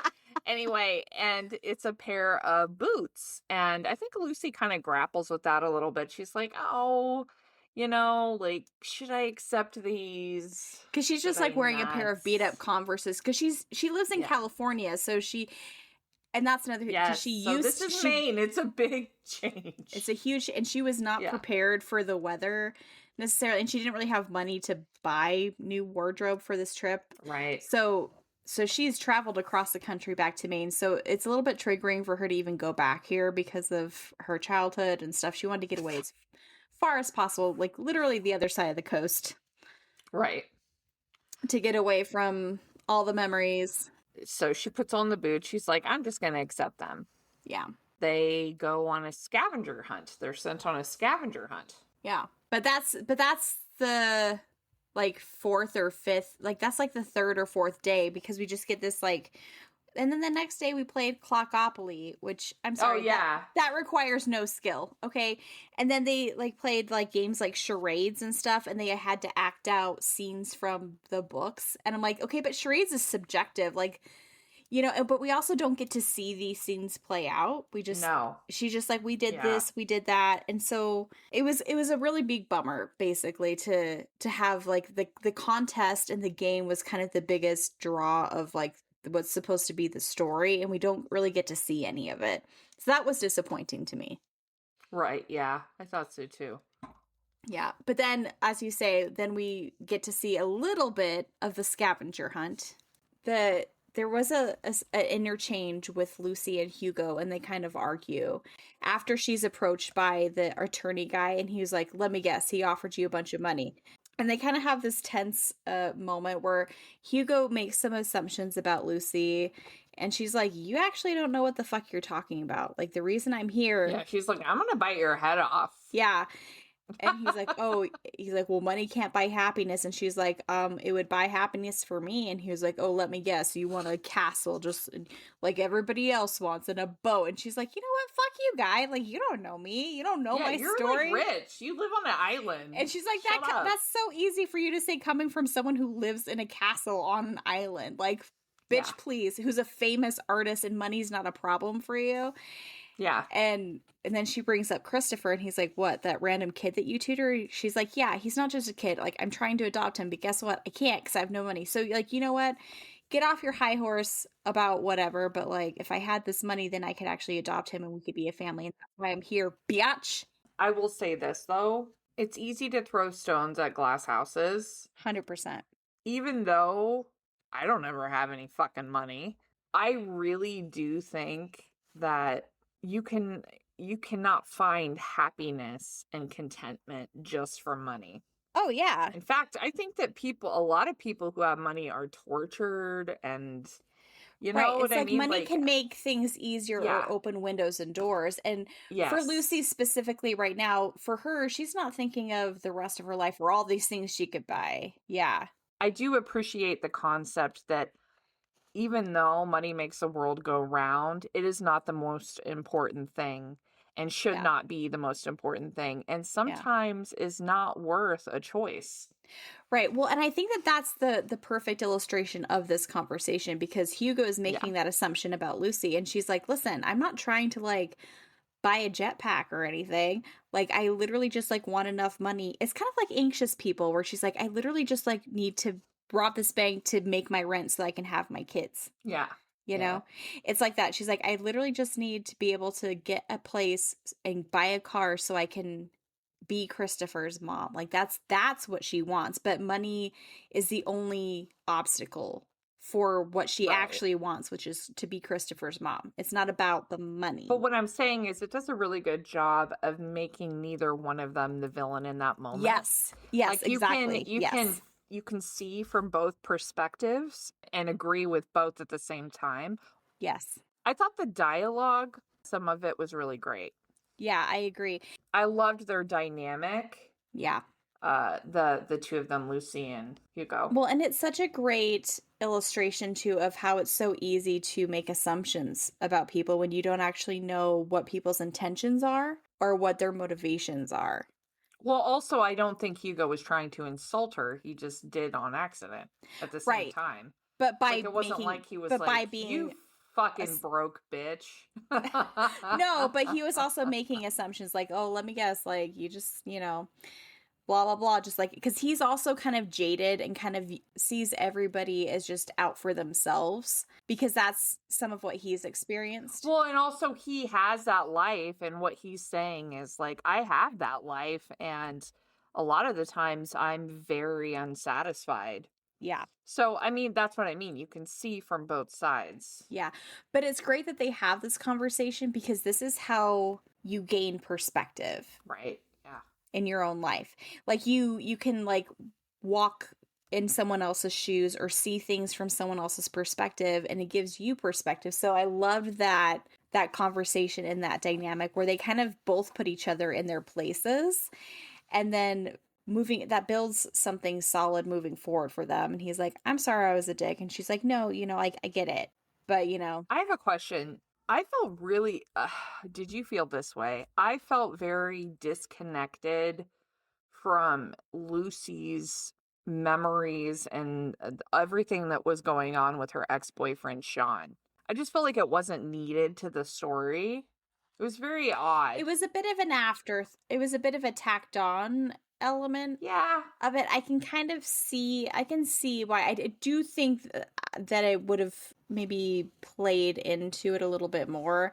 And so we'll talk about that for a sec. So she had this ex-boyfriend named Sean Parker, and he was a famous author, and she was basically his trophy girlfriend. Like, she was genuinely in love with him, but he started out as her professor, and there was a big age gap there. And he was kind of abusive in the way of like, kind of gaslighty, and it was all about him. And she kind of was wanting to leave, but kind of didn't know how. And she ended up being pregnant and took that moment to like, I need to get out of this relationship. Oh, and she had a miscarriage. And then she had a miscarriage. So there's also this sense, I think that also plays into Lucy's, like, she really wants to be a mother, and, she was planning to have that baby and she lost it. Right. But also like recognize like if I didn't leave him, then I knew that I would never leave him, and I needed to stand up for myself. And so like I do think that it played into her character development, but just not enough, because as it is written, it feels like it's tacked on and not explored enough. But her trauma is more about what happened with her parents and her childhood. That's more of the central trauma than that, which happened way more recently. Yeah, but that is how she ended up in California, leaving Sean. Yes. I thought what it was trying to do was kind of establish why she feels this need and this want also to be with Christopher, that she did have a desire to be a mom in that moment, and she does feel like she can handle it like mentally, and she had been preparing herself, and then that fell through, and she didn't end up being a mom, and then her and Christopher kind of found each other. So, I mean, it kind of plays into that a little bit, but I just felt like it was just, I was so disconnected from that part of the storyline. Yeah, because it doesn't go to, I think that another reason why it's there too is that it does come into play at the end for the final challenge, because she thinks that it involves him and it actually doesn't. He also, at the beginning, as she's heading to the island, contacts her for the first time in years, and he's like, oh hey babe, like, and she's like, what the fuck are you doing calling me? He's like, oh come on, don't be like that babe. And she's like, he just heard about that because they did all these like PR things, and So he's basically like, oh, she's about to come into some money if she wins this. So I'm going to reach back out and be like, oh, how's my kid? And she's like, you know what? Fuck you. There is no kid. And he's like, huh, I knew you were a lying whore. And she's like, yeah, you know what? Never call me again. Yeah, you know what? To the left, to the left. Everything you want in a box to the left. Okay, so the scavenger hunt. The scavenger hunt. So this is what they are tasked. Did you have more to say about that? No. Okay. These are the things that they are tasked to find in this scavenger hunt. A crying wolf. An assortment of octopi. A ray of darkness. Jesus Christ. A chicken fried Kentuckian. A slice of pie. Just P-I. A humble actor. A jar of 9-legged spiders. A fish with a secret. A loaf of a cat. A doll condo. A shelf on an elf. A wheelbarrow for a fairy garden. A solid black checkered board. The bang from a drum. The wind under a kite. A shadow. An origami salami. Jesus Christ. It just keeps going. Yeah. So and it doesn't make any sense. It doesn't make any sense, and people are like, these things aren't things that we can actually find. And this is immediately where I was like, you and me, Nancy Drew, the letters. Yeah, the letters. It's an anagram or something. That's what that would have been us. We're like, this doesn't make any sense. Like, I'm not going to find a ray of darkness. Let's figure this out. Immediately, I was like, oh, this is me and Lita writing all the things down and like counting out letters because we've done this. We have done this puzzle 1,000 so many times playing Nancy Drew, and that's exactly what it ends up being. Like Jack gives a little. Well, that's what I mean. Like, it was very nostalgic. Yeah. Right. So yeah. You're feeling that right now, and you're so smiling ear to ear. That's what I loved about this book. Like, there were moments like that. It just reminded me of you. Yeah. Yeah. Yeah. There were definitely a lot of moments like that where I was like, oh, I just felt so warm reading it, you know? Yeah. Just brought good memories. And this one specifically was just the most Nancy Drew one ever, because it ended up being... Because he said something like, you have to live life forwards, not backwards, and hindsight is 20/20. So, like, at one point, Lucy's like, okay, every 20th letter, which... And then you're like, oh, blah, blah, blah, that doesn't mean anything. Like, scratch that. Like, what else could we do with the letters to kind of like decode it and make it mean something? And Lucy basically figures it out, but she takes the last letter of each line of things, and it ends up spelling first to find me wins. So she hightails it back to the house to be the first one to find Jack, but Melanie actually had found him already. Found him. Mm-hmm. Hot damn. Shortly after this, Lucy finds out that Christopher is going to be moved to a new foster home while she's on the island. Gosh, that just like makes her brain explode. She can't even picture that is happening right now while she's here doing this. And not only that, but because of where the new foster home is at, that means that he won't be in her school anymore. So it's not only that he's being shifted to a new family, which is traumatic for a kid in general, but that also means that school, the one place that they could see each other and connect and maintain this dynamic with each other, is going to be ripped away from them. And she's like, yeah, Kate, I'm out. Like, I have to be there for Christopher. Like, he's gonna be uprooted. He can't go through this without me. And everybody's like, you can't leave. Like, calm down. And also, there's a storm coming. There's a storm a brewing. There's a storm afoot. And it's an island. So she's like, I'm storm brewing. There's a storm brewing. And she's like, I gotta get off this island. And they're like, even if we wanted to, like, no one's getting off this island tonight because she's it's like, a death wish. I'm going. And she goes. No, Christopher needs me. I'm going. I'm getting on a boat. I'm gonna row myself. That is so dramatic. It's so dramatic. But also, let's also talk about the fact that the final, they all kind of understand that the final game or challenge is also following the Clock Island books, in which the kids have to face their fears. So they kind of go to bed realizing this. So at first, when she gets this text, she thinks that it's Jack. Basically trying to manipulate her. Yeah, trying to, and being like, this would be your worst fear, like losing Christopher, losing access to Christopher. And she's like, you know what? Fuck you. Like, this is below the belt. And he's like, oh shit. Like, I had something else planned, but like, I promise I didn't do this. You know? She's like, you know what? I've fucking had enough of this shit. No more anagrams. She's like, you know, this is below, like, this is too much. Like, you crossed the line, Jack. Okay. And he's like, oh shit. Like, I would never do that to you. I had something else completely, like, this is not me. And then she's like, oh shit. So also, this is actually happening. How much are you overstepping right now? What he ends up doing anyways. I know, like, yeah. All of it is like, what are you doing, old very man? Very gray. Yeah. Very Anyways. gray. So she runs down to the docks to get on a boat. And she's like, I don't care what I have to do. She's like, I will hop on this dinghy boat and I'll row my way back to the mainland and I'll find a ferry and a flight and I'll be back in time. And her friend is texting her like, don't leave, like finish the competition. Like that's what Christopher would want. the teacher in the class that she works in. Yeah. So they kind of have a friendship and they talk throughout the book and they have some nice conversations. I like Teresa. She seems kind of like a mentor. Yeah. / BFF, right. Like confidant. And she texts her about Hugo too, like, oh, the hot British guy. Like, I think I like have him. I feel like I'm crushing on him. And she's like, oh my God, tell me everything. So she's trying to get off the island and Hugo intercepts her and he's like, Lucy. He's like Christopher wouldn't want this. You cannot leave tonight. Like, even if he's like, I want you to have what you want. And if tomorrow, if leaving is actually what you want, I will take you myself. But like, we cannot leave tonight or you will die. You will die.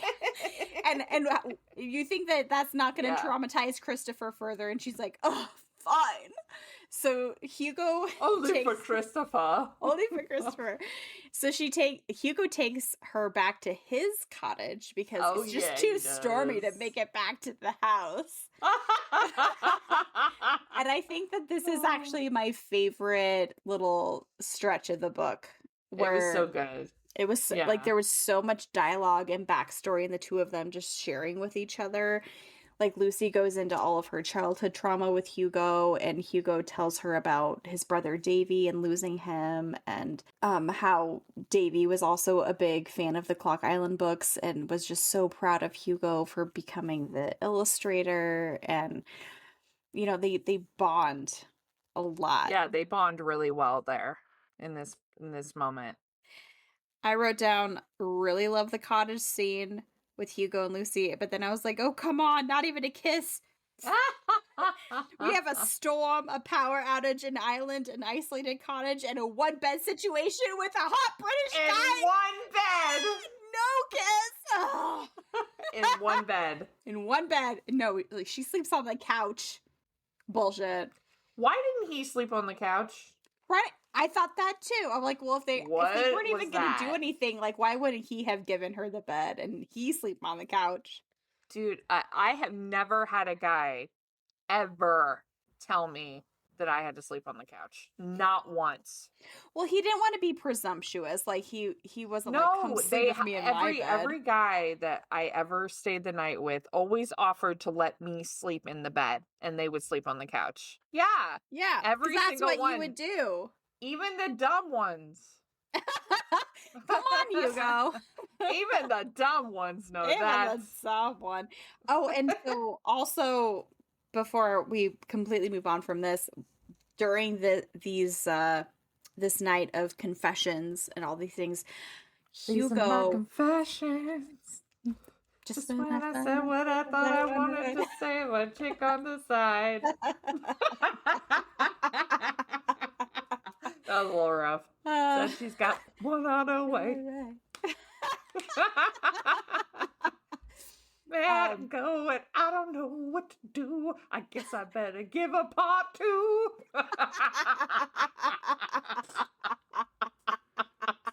Bravo! I didn't remember any of those lyrics. Denise would know it all. She would. I literally was about to say, like, she loves Usher. I fucking hated Usher. Aside from she loved it. Yeah, was like an exception, but she listened to Usher nonstop, and I was like, if I hear this fucking song one more time, I'm like purposely not listening to this song. I was so annoyed by it. Anyway, here's the key to I damn near cried when I got that phone call. Mama rolling that body, got every man on hill vision. Oh my god, Ignition. Ignition. Oh, it's been a long time. It's a freaking weekend, baby. I'm about to have me some fun. Do you remember that song? Lean back. Lean back. Do you remember that song? Yeah. Or there was another one. It was called Lean Like a Cholo. Do you remember that song? I lean like a cholo.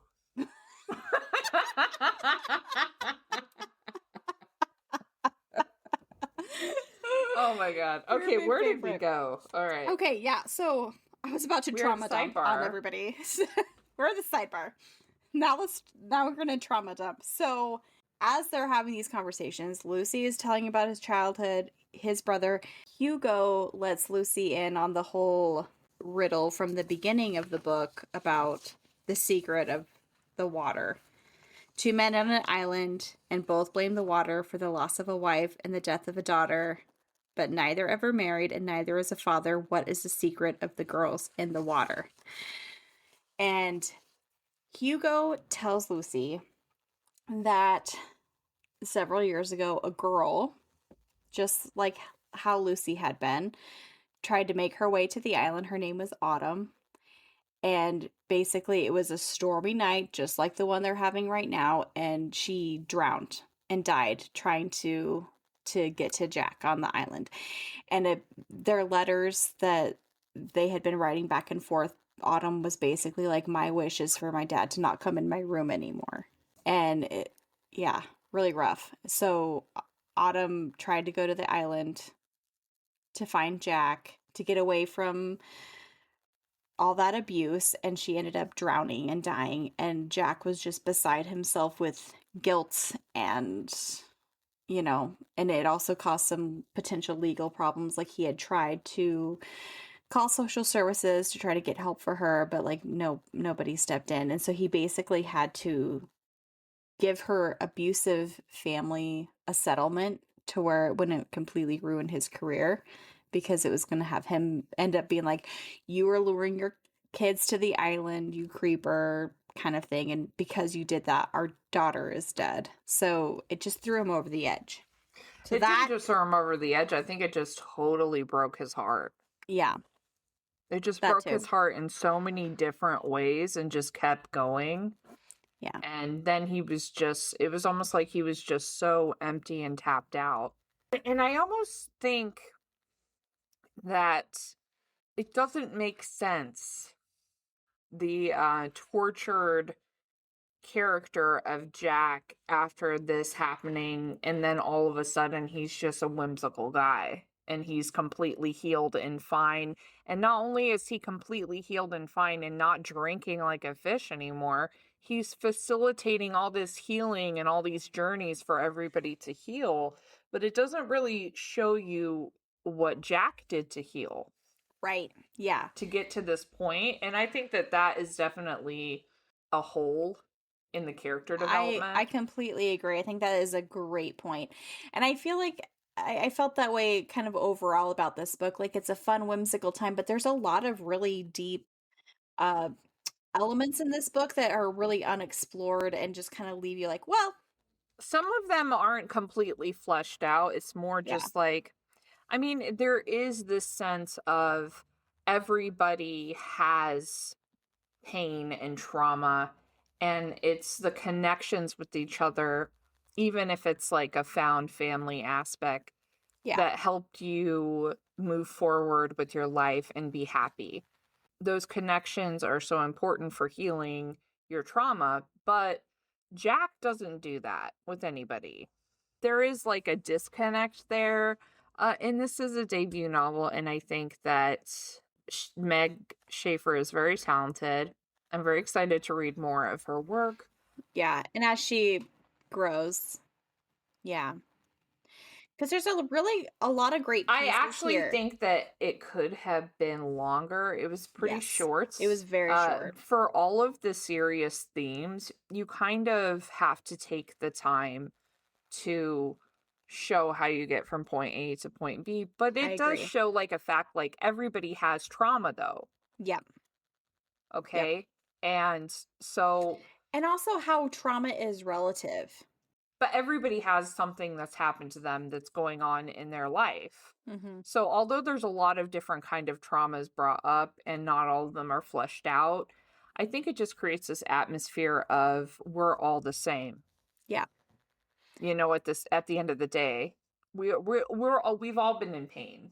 Yeah, and also equalizing trauma, because it's so easy to be like, oh, well, my thing is nothing compared to your thing, but trauma is a relative. It doesn't, just because I haven't experienced the same things you've experienced doesn't mean that I haven't experienced the things that were traumatizing for me, or vice versa. It's different, but trauma is trauma, and it's should be equally appreciated. I kind of thought of it as that, like the continuing theme was just trauma.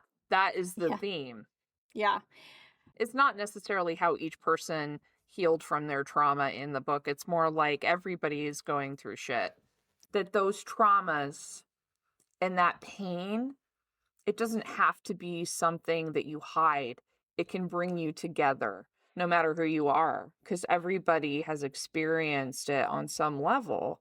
Mm-hmm. And that was beautiful. Yeah. And like, let's normalize being vulnerable with each other and vulnerable. Yes. Like, and they are all vulnerable with each other. Like all of the guests, all of the contestants. They share with each other. Yeah, they all share their pain. It creates a deeper bond than just the fact that they all came there as children. They all connect on a different level. Yeah. And camaraderie. Yeah. Yeah. Camaraderie. Yeah, they have a good time together.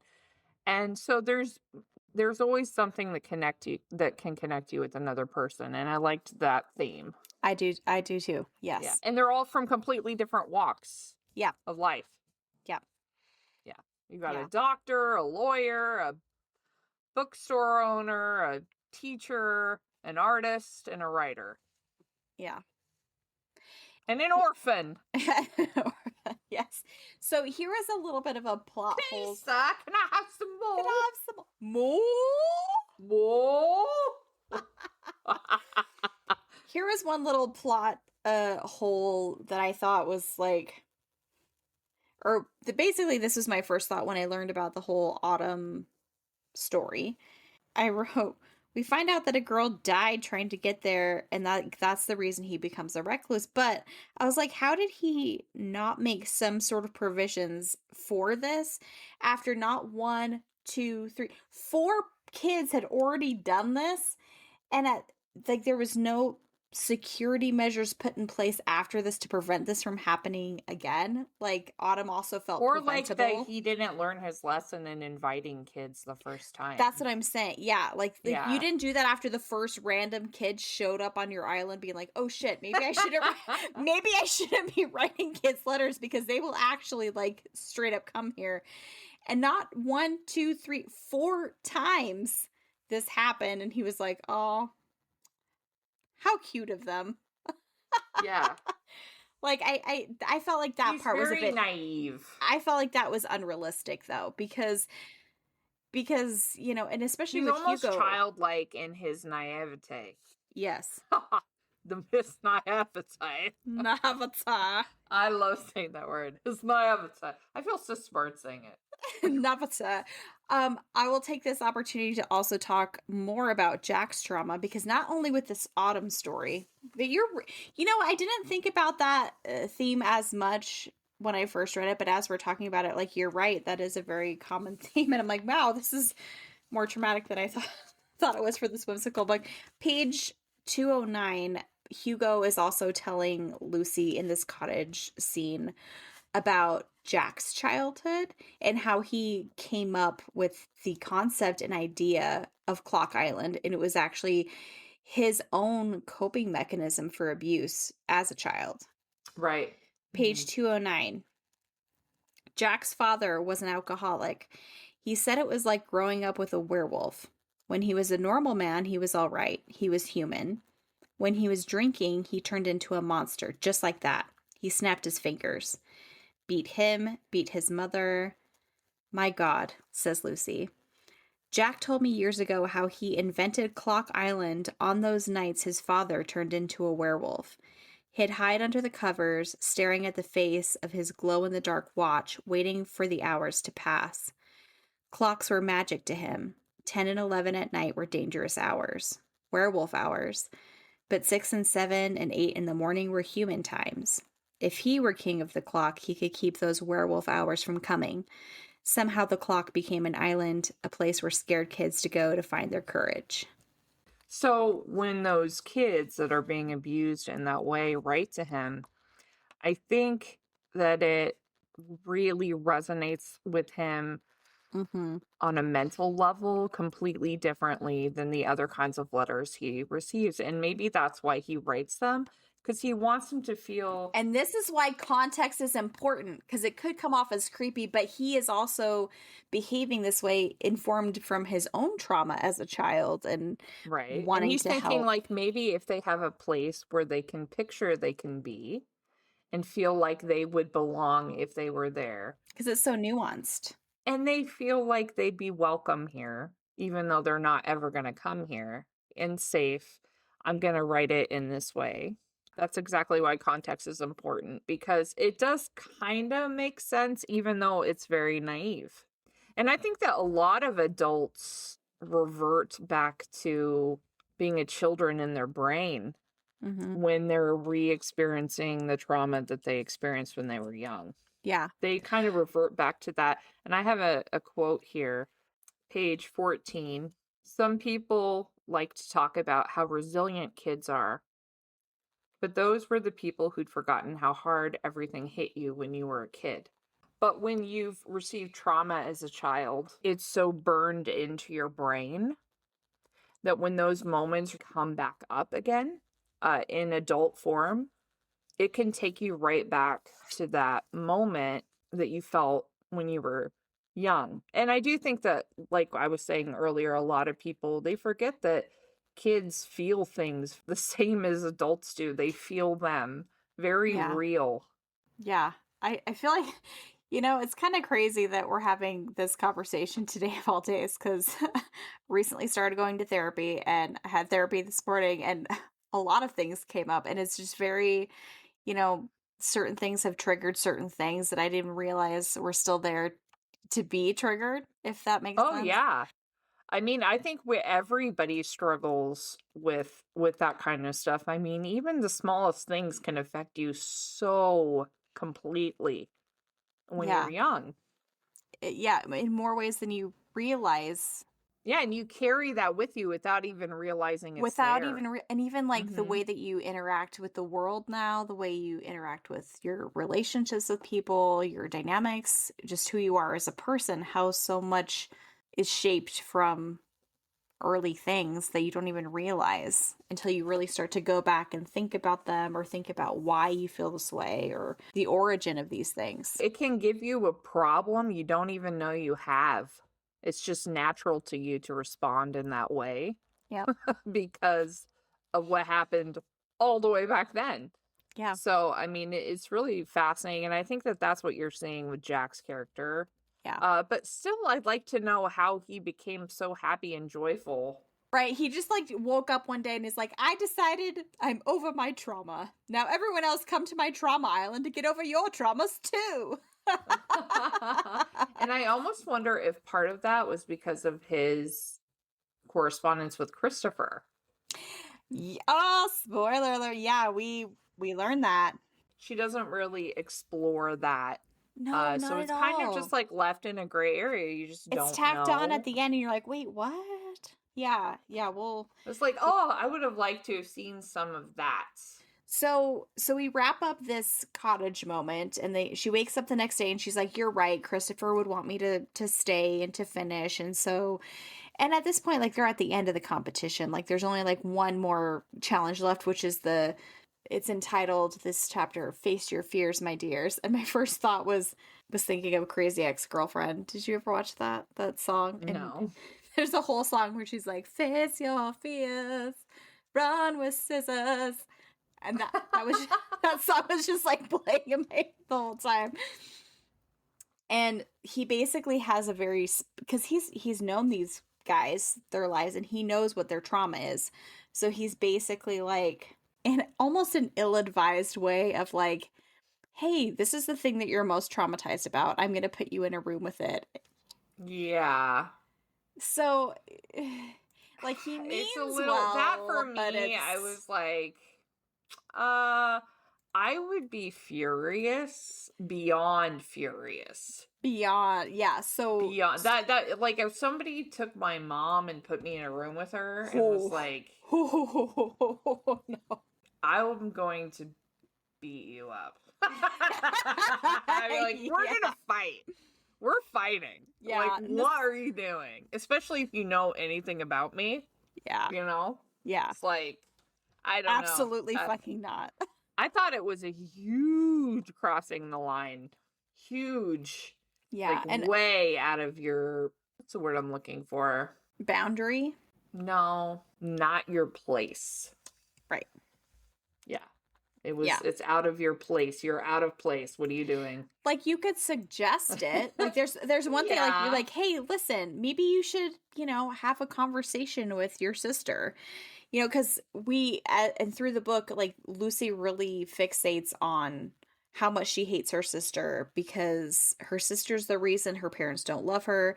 And even the times that she was at home, her sister said really hurtful things to her, like, oh, mom and dad don't love you. Like, they only even had you because I needed a bone marrow transplant. And like, we don't want you. Like, no one wants you around. So she feels like hurt, betrayed. Like, she has all this very complicated emotions around her sister.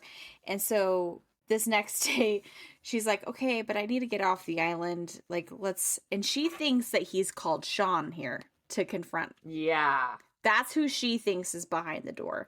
But it's her sister, Angie. And they've not spoken in a million years, and she hates her. And she's so furious. Oh, and I have a quote for this. Jack says to her, he's trying to convince her to talk to her sister, to kind of bury the hatchet. Page 237, and all my quotes are Kindle edition, guys. Page 237, hate is a knife without a handle. You can't cut something with it without cutting yourself. So good. That's so true. So good. That's so true. It's so true. And here's another quote that I have, and this is right before, this is Jack like talking to Lucy kind of right before this interaction with her sister happens on page 229. He says, we tell people to follow their dreams. We tell them that they won't be complete until they do, that they'll be miserable until they start reaching for that brass ring. They never tell you how good it feels to give up on a dream, that it's a relief, Lucy said. A relief, exactly. It tasted like one less thing to worry about, one less promise to keep, one less fight to fight, one less heart to break, and it was sweet. Almost as sweet as victory, the sweetness of giving up. And I thought that was very related, because he's telling her about how he basically gave up on the idea, like, kids are never going to happen for me. I'm never going to get to be a father. But there was a certain relief in that, like, you know what? I still need to go, like, this might not happen for me, but I'm still need to live my life and enjoy it. And I think that, to your point earlier, like, what was the thing that made him just snap out of it? It was that's not going to happen for me. So, but that doesn't mean I still can't enjoy my life. Right. Yeah. And find a new dream. And so she goes in there and basically has it out with her sister and comes away with a very different perspective on things. And her sister, and her sister's name is Angie. Angie apologizes for hurting her in the past. She admits her own regrets, kind of talks to Lucy about how it felt being the sick kid too. Yeah. How it felt on the other side of things. Like, it wasn't as great as you thought it was.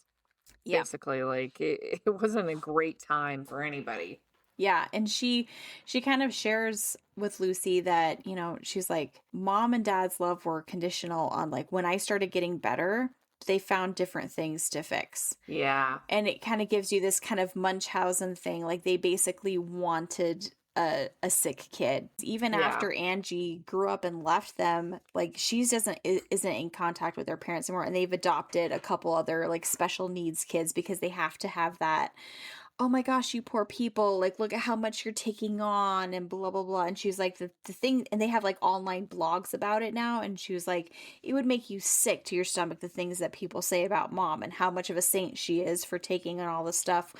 And Lucy's over here being like, holy shit, I had no idea. And she's like, I've always been jealous of you because you got out. Yeah. You didn't have to be subject to mom and dad's crazy. Like you saw what was going on, you left. And we also find out in this moment that her sister Angie has also been writing Jack letters. Everybody just needs to talk to each other instead of Jack. Like,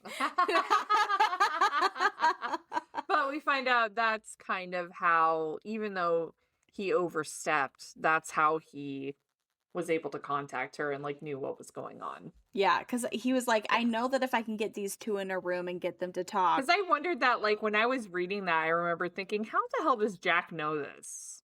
Like, I don't think Lucy ever told him about her sister. Like, you know, I was starting to think, this is kind of like Agatha Christie. Like, there's something, like, there's somebody that knows all the things. Well, I mean, she did talk about her sister, like, in those childhood letters. It was like, oh, my parents love my sister and not me type of thing, but... Mr. Body. He knows all the things. Mr. Body's body, it's gone. Why would anyone want to kill him twice? That's what we call overkill. Clue, everybody, watch it if you haven't watched it. I love how we cannot be trusted to get through one episode without quoting like at least 5 movies. At least five fucking things. Okay. So she leaves that conversation and actually feeling pretty good. So she's not so mad at Jack about it as she was at first, you know. One thing I did write down after that, I was like, okay, I get the sister thing, but like there's something like it feels a little inappropriate, but also like there's decades of tension, resentment, and trauma here. And like, okay, you guys have 20 minutes to make up, but then the fairy's gonna get here, so chop chop. Well, maybe she was shacking up with Hugo. Maybe if she hadn't been in the cabin all morning eating breakfast, she would have had more time.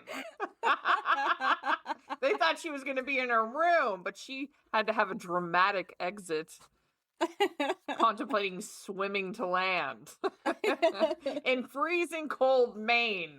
Are you kidding? No. In a storm. Lucy. No. Here's a quote that I have. Oh, it was what you said earlier, because she says, I can't forgive her just yet, but I don't hate her. And then that's when he said, hate is like a knife without a handle. You can't cut someone or cut something without cutting yourself. Yeah, and you can't. It's so true. Or it's like that, like resentment being like a poison that you drink, but wait for the other person to die. And sometimes, sometimes you need the hate. Sometimes you just need it, but to hold on to it. Mm-hmm. That's where things get messy. If you hold on to your hate forever and ever and ever and just never let it go, it really hurts you and twists you. And it takes so much effort to hate someone. So much effort. But I think for young Lucy, and this is like where it gets to be that fine line of things and how it can turn into something else. I think that hating her sister as a child was a coping mechanism for dealing with it, because it's easier to feel anger than hurt and grief. It's easier to be angry. Oh, yeah, absolutely. So it's like a coping mechanism, but then that ties you up in a completely different way. And so she's able to... It's not just a coping mechanism, it's a defense mechanism. Yeah. Yeah. It's a defensive thing, because you're saying you're making me feel this way, so I'm going to feel this way. And then in a way that kind of lessens the pain. Yeah. But really it doesn't. It's just reformed into something else. Yeah. It doesn't repackages it. Yeah. Yeah. Yeah. I mean, and that's why hate's so wicked. I am a very passionate person. And when I hate, I burn with it. Yeah, you do. Burn with it. I hate it. You know, but also, I don't think about it all the time. It's only like when it pops up, I'm like, ugh. But you got to find a way to let it go, too. You can't just hold on to it because it will just eat you alive. Yep. Just eat you. Hate is a terrible thing. And also, the opposite of love is not hate, it's indifference. I love that. Wow, you know, this is such a cutesy book, but the conversation today has been so deep. It's so real. Book club. Book club. Book club. Now we've come to the end. I really want a book club rave song. What? Just a rave song. Yeah. Book Books clubs. And then every once in a while it's go. Hello, favorite darling. That's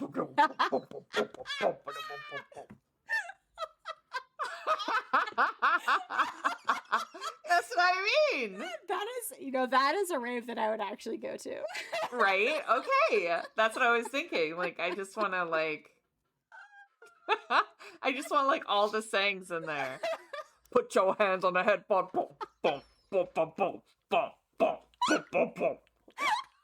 I think I just peed myself a little bit. That was amazing. That thing you just did was the most hilarious thing ever. And I want to go to that bar. I want to go to that bar immediately. Put your hands on the head. Boom, boom, boom, boom, boom. And there's like Cassie and lookalikes like dancing on the bar. Oh, yeah. Yeah. Yeah. That's what I want. We should own a bar. We should own a bar. We should totally own a bar.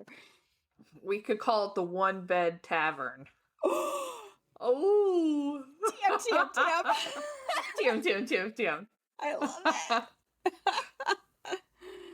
it. Amazing. And it's all things bookish. And there's books everywhere. And like private back rooms for like Bat Boy stripper shows. You're like going next level. Yeah, I'm well, there. Let's just get poles. Or wires, and they'll just be flying around in the rafters. And there's like a throne with a guy on it. Yes. Just like Eric in True Blood. Just looking at everybody. Yeah, or like Reese in the Night Court, just like, who wants to sit on my lap? I love it. I like, that I'll sit on your lap. This is like grown up Santa. Like, can I please sit on your lap and tell you what I want for Christmas? Tell you all my nightmares.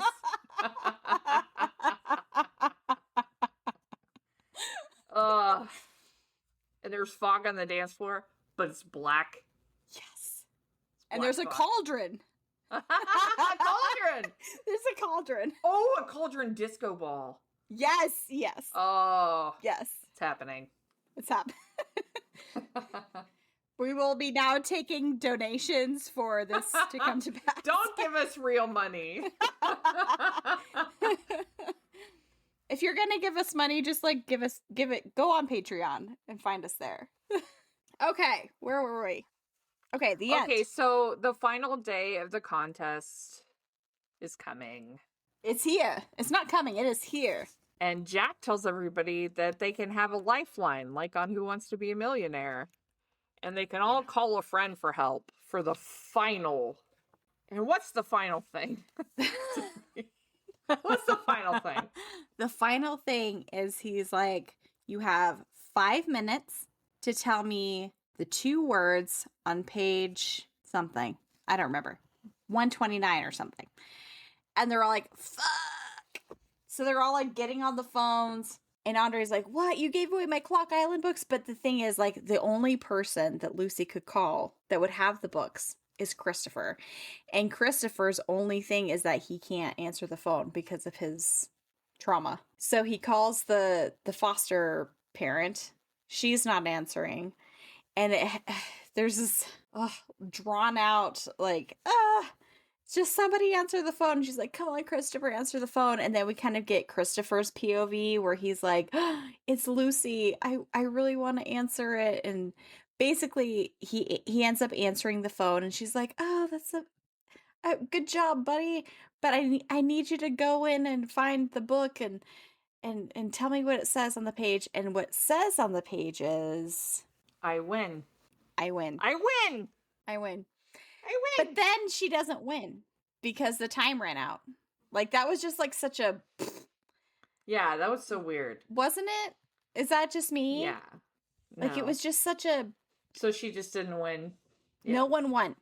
Nobody wins. Nobody wins. And then the lawyer lady was like, great, I'll be taking my book and my contract, suckers. And everybody's just like, oh. And Lucy is like devastated because she's like, I missed it by like 1 second, literally 1 second. And she's just beyond devastated. And then Christopher's literally on the phone being like, did we win? Did we win? And she's like bawling. She's like, I can't even talk to him right now. And then Hugo takes the phone like a gentleman. He's like, hey, bud, like, it's me, Hugo Reese. And I'm going to draw you a painting. Yeah. That you can sell later to pay for college. Okay. And he's like, thanks. That doesn't help me. Yeah. So Lucy is beyond distraught. Yeah. So, you know, she's packing up her stuff and they're gonna leave. Jack comes to her to kind of say their goodbyes. And then he gives her a gift. What does he give her? Gives her a book with a key inside of it. And the key is to Jack's house. He's like, I want you to come here and stay with me always. And we find out that he's been talking to Christopher and that he's been helping him work through his fear of phones and knows about the situation because Jack corresponds with everybody, I guess. And then also, he's just talking to everybody. Talking to everybody. And that's why he's the puppet man. Like, dance, puppets, dance. Everybody He's just... the mastermind. He's the mastermind, yeah. He's kind of bonded with Christopher and he wants Lucy to have his house and for them to just all come and live together and to be a found family. Yep. She is elated by this idea and she's like, fuck yeah. Yeah, and he's like, oh, by the way, I already have my lawyers on it. And so like that like book lawyer that everybody like hates through the book, and she's like, don't worry, I'm on. And she's like, oh, you? And she's like, yeah, I've already got my lawyers on it. We're gonna expedite this process, like it's on my bill. Like, and so Jack basically like pays for an apartment that she can show the social services so she can at least get the ball rolling with Christopher and getting him to be with her. So then we fast forward and he's like, basically like, if you'll have me, it's the proposal. It's a dad proposal. You said you wanted to be my sidekick. Do you want to come here and live with me? But also, like, just know you're going to coexist with Hugo because I bequeath him the island, but you have the house on the island. So, you know. And he talks to Hugo and he's like, basically, this is my plan the whole time. Like, you were going to leave. You're basically my son. He's like, hey, but can you just, like, not do that on paper? Because, like, we can't both be your children and then be together.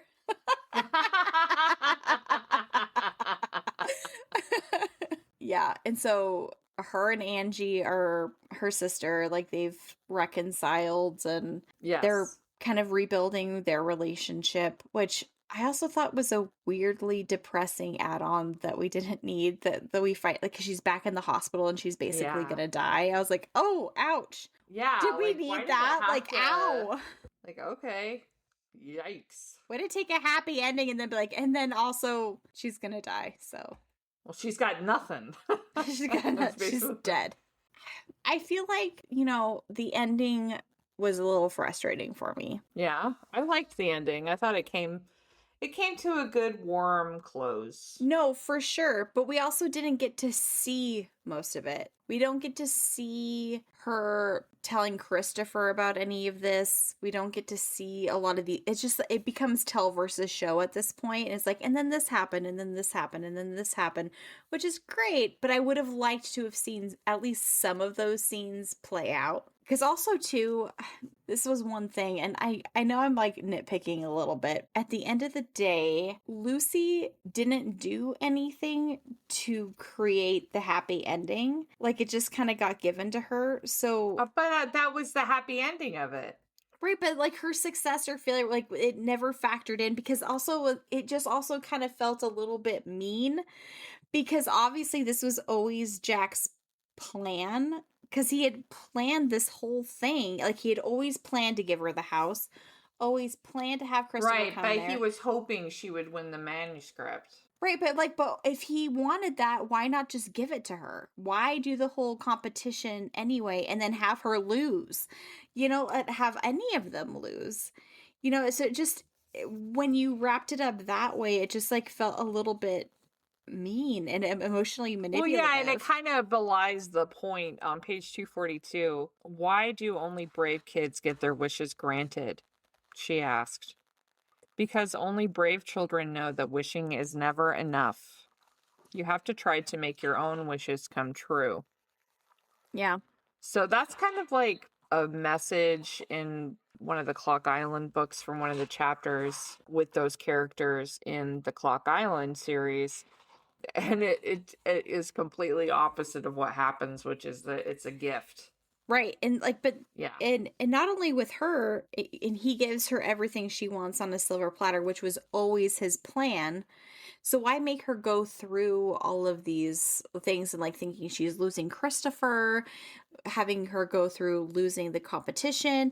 And even with the other contestants, he has a plan for all of them too. Like, he also fulfills all of their wishes too. So what was the point of the competition anyway? For them to heal from their traumas through each other and making them face their fears like they did when they were children to come to the island. So he was like trying to bring it full circle for them, I guess.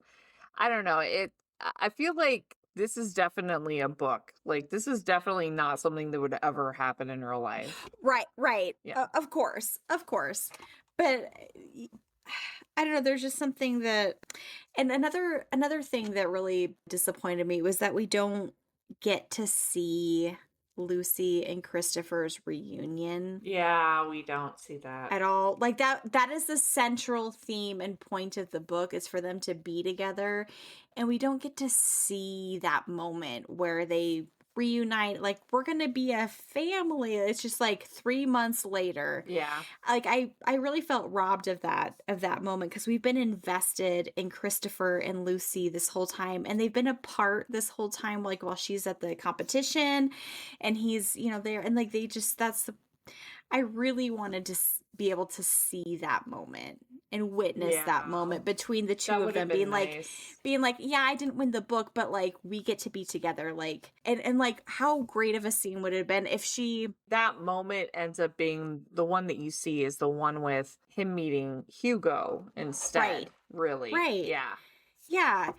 Like, how awesome would it have been if we got to see her get to Christopher and she's like, you know, here's the surprise. Like, did you win? No, I didn't win the manuscript. And then her also giving the book with the key to Christopher and being like, do you want to live on Clock Island with me? Like, we didn't win the manuscript, but we won something bigger. Like, we get to be a family. We get to live on freaking Clock Island with the mastermind. Like, we just don't get to see it. And that really disappointed me. Also, do they have a school there? No, remember he says he gets to take a boat to school every day, so he's going to travel to the mainland by boat every single day to go to school. Jesus Christ. That sounds like my worst nightmare, but you know, he's Christopher's super into it, you know. And then it just also felt deflating too, like after all of that work to patch things up with her sister, and then it's like, and then she was fine the whole time, but now she's sick again and she's gonna die. Like, shit. Like, that's, wow, that felt unnecessarily dramatic to tack on. Wow. But yeah, and that's how it ends. And he's like, and you know, Jack basically is like, you know, you wanted to be my sidekick. Like, I never got to be a father. He basically asked Lucy, like, let me be your dad, and Christopher will be my grandson, and you and Hugo will live happily ever after, and we'll all be happy and rich on our little island. So it's a very like cute, happy. I guess ever it kind of after. ends like a dream, you know? Yeah. Everybody like gets what that. they want, and we Yeah. find out the other contestants like he paid to have. You kind of feel like that from it's super high stakes, but not death stakes. Like it's all gonna work out in the end. Andre gets his father's kidney transplant. Like Jack pays for that. He pays for Dustin's rehab to not be a douche anymore, and he buys. He sends a bunch of like autographed books to Melanie's little bookstore and like agrees to do appearances there to drum up business for her bookstore. So like he gives everybody their consolation prize and basically sets them all up. So everybody wins, but then I'm like, but then why go through the competition of everybody losing? Well, that's what I mean. Like he kind of made them all work on themselves while they were there. Yeah, but that part just felt kind of, and I think that it was also a way for him to spend time with all of them again. Mm-hmm. I think that's something he really wanted. But he also could have had the last challenge not feel as sterile and like, okay, the second that the clock runs out on this timer, like you lose, you lose, you lose. Okay, now we send it to the publisher because that's the thing that we're doing. It just kind of felt sterile and transactional. Yeah. But having said all of those things, like the writing is there. The writing is solid. I wish for a lot more of it, but fun time. All right. I have no more notes. I have no more notes either. No, I'm Yay! We did it. Guys, we've reached the end of our book discussion. So now we're going to do Goodreads stats, 1-star reviews, 5-star reviews, and then our final thoughts and ratings. Yeah, let's do it. Yay. Okay, you want some Goodreads stats? I want the Goodreads stats. Hey. Yay. The Wishing Game by Meg Shaffer has an overall rating of 4.03 on Goodreads as of today. The average rating for The Wishing Game is 4 stars at 40%.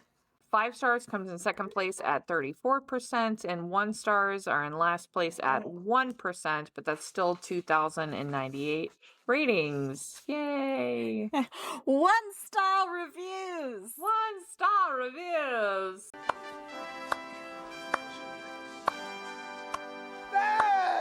Oh, holy crap! What an idiot. Oh my God, that was terrible. Oh, it was so bad. This is trash. Give them to me. Okay, ready? I'm ready. Jan.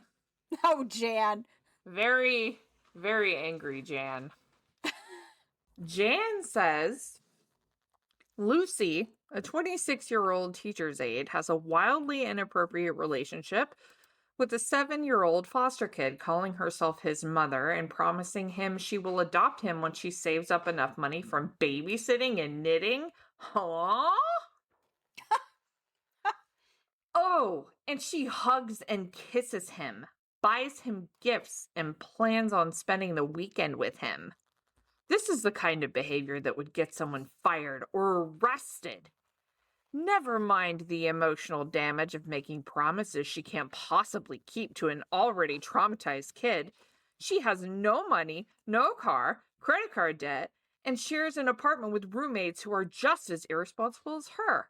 One scene, which was supposed to be funny, but was not, involves her pothead roommate who doesn't take care of basic hygiene needs.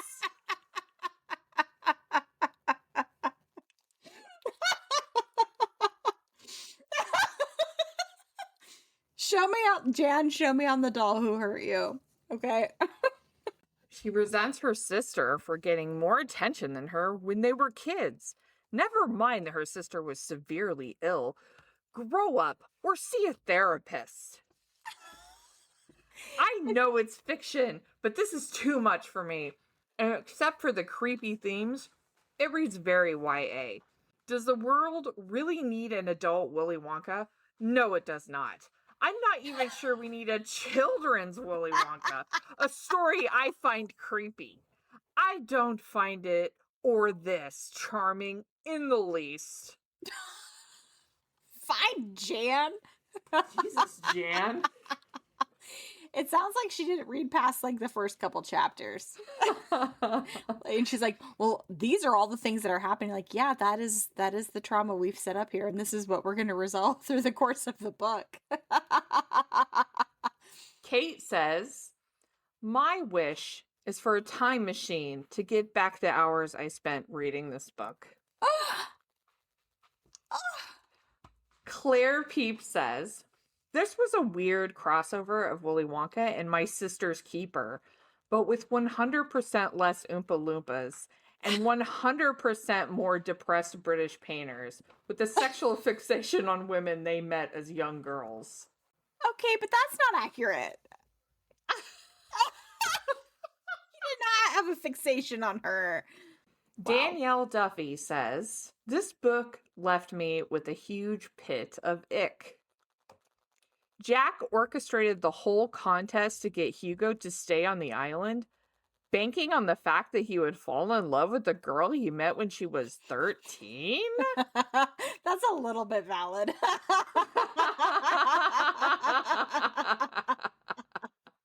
He does kind of say that at the end. Yeah. Taylor says, if you enjoyed this, genuinely stay away from me.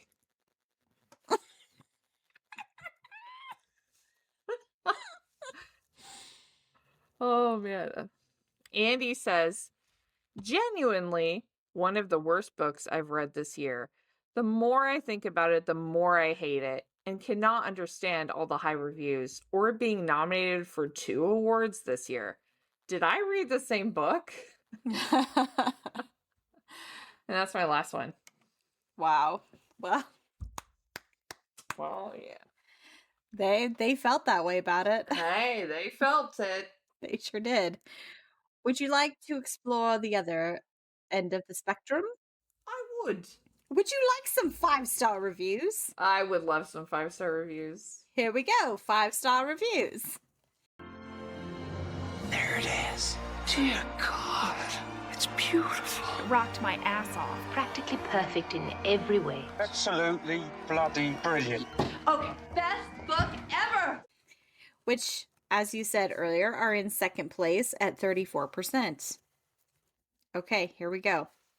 Olivia/Liv's Library says, this is not only one of the best books I've read in a long time, but one of the most personal for so many reasons. I can now add this book to my favorites of all time.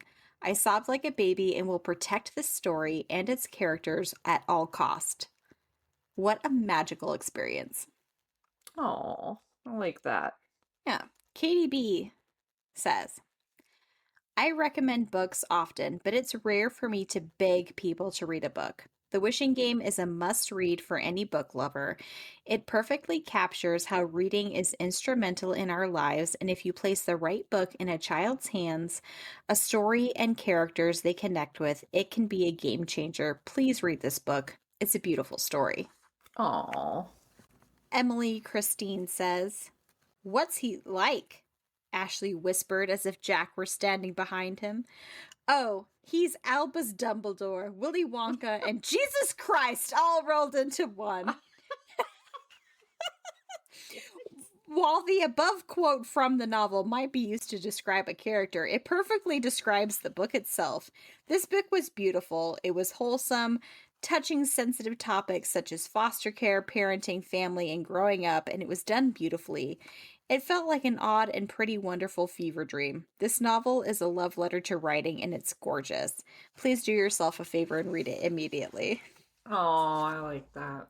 Debbie says, quickly, mark your calendars and put this book on your TBR list. If you've ever been a kid and loved reading as a kid, you won't want to miss this wonderful debut novel by Meg Shaffer.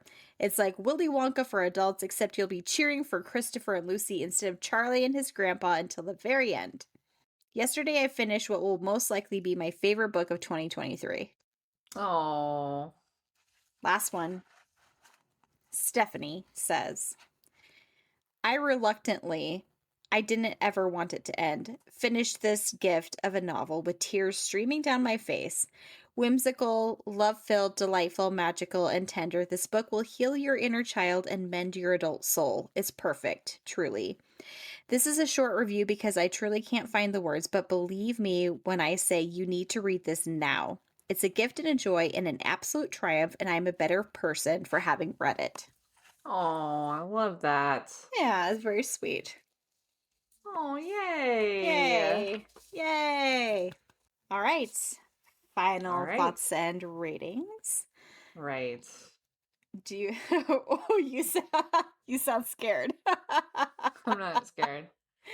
You want to go first? Sure.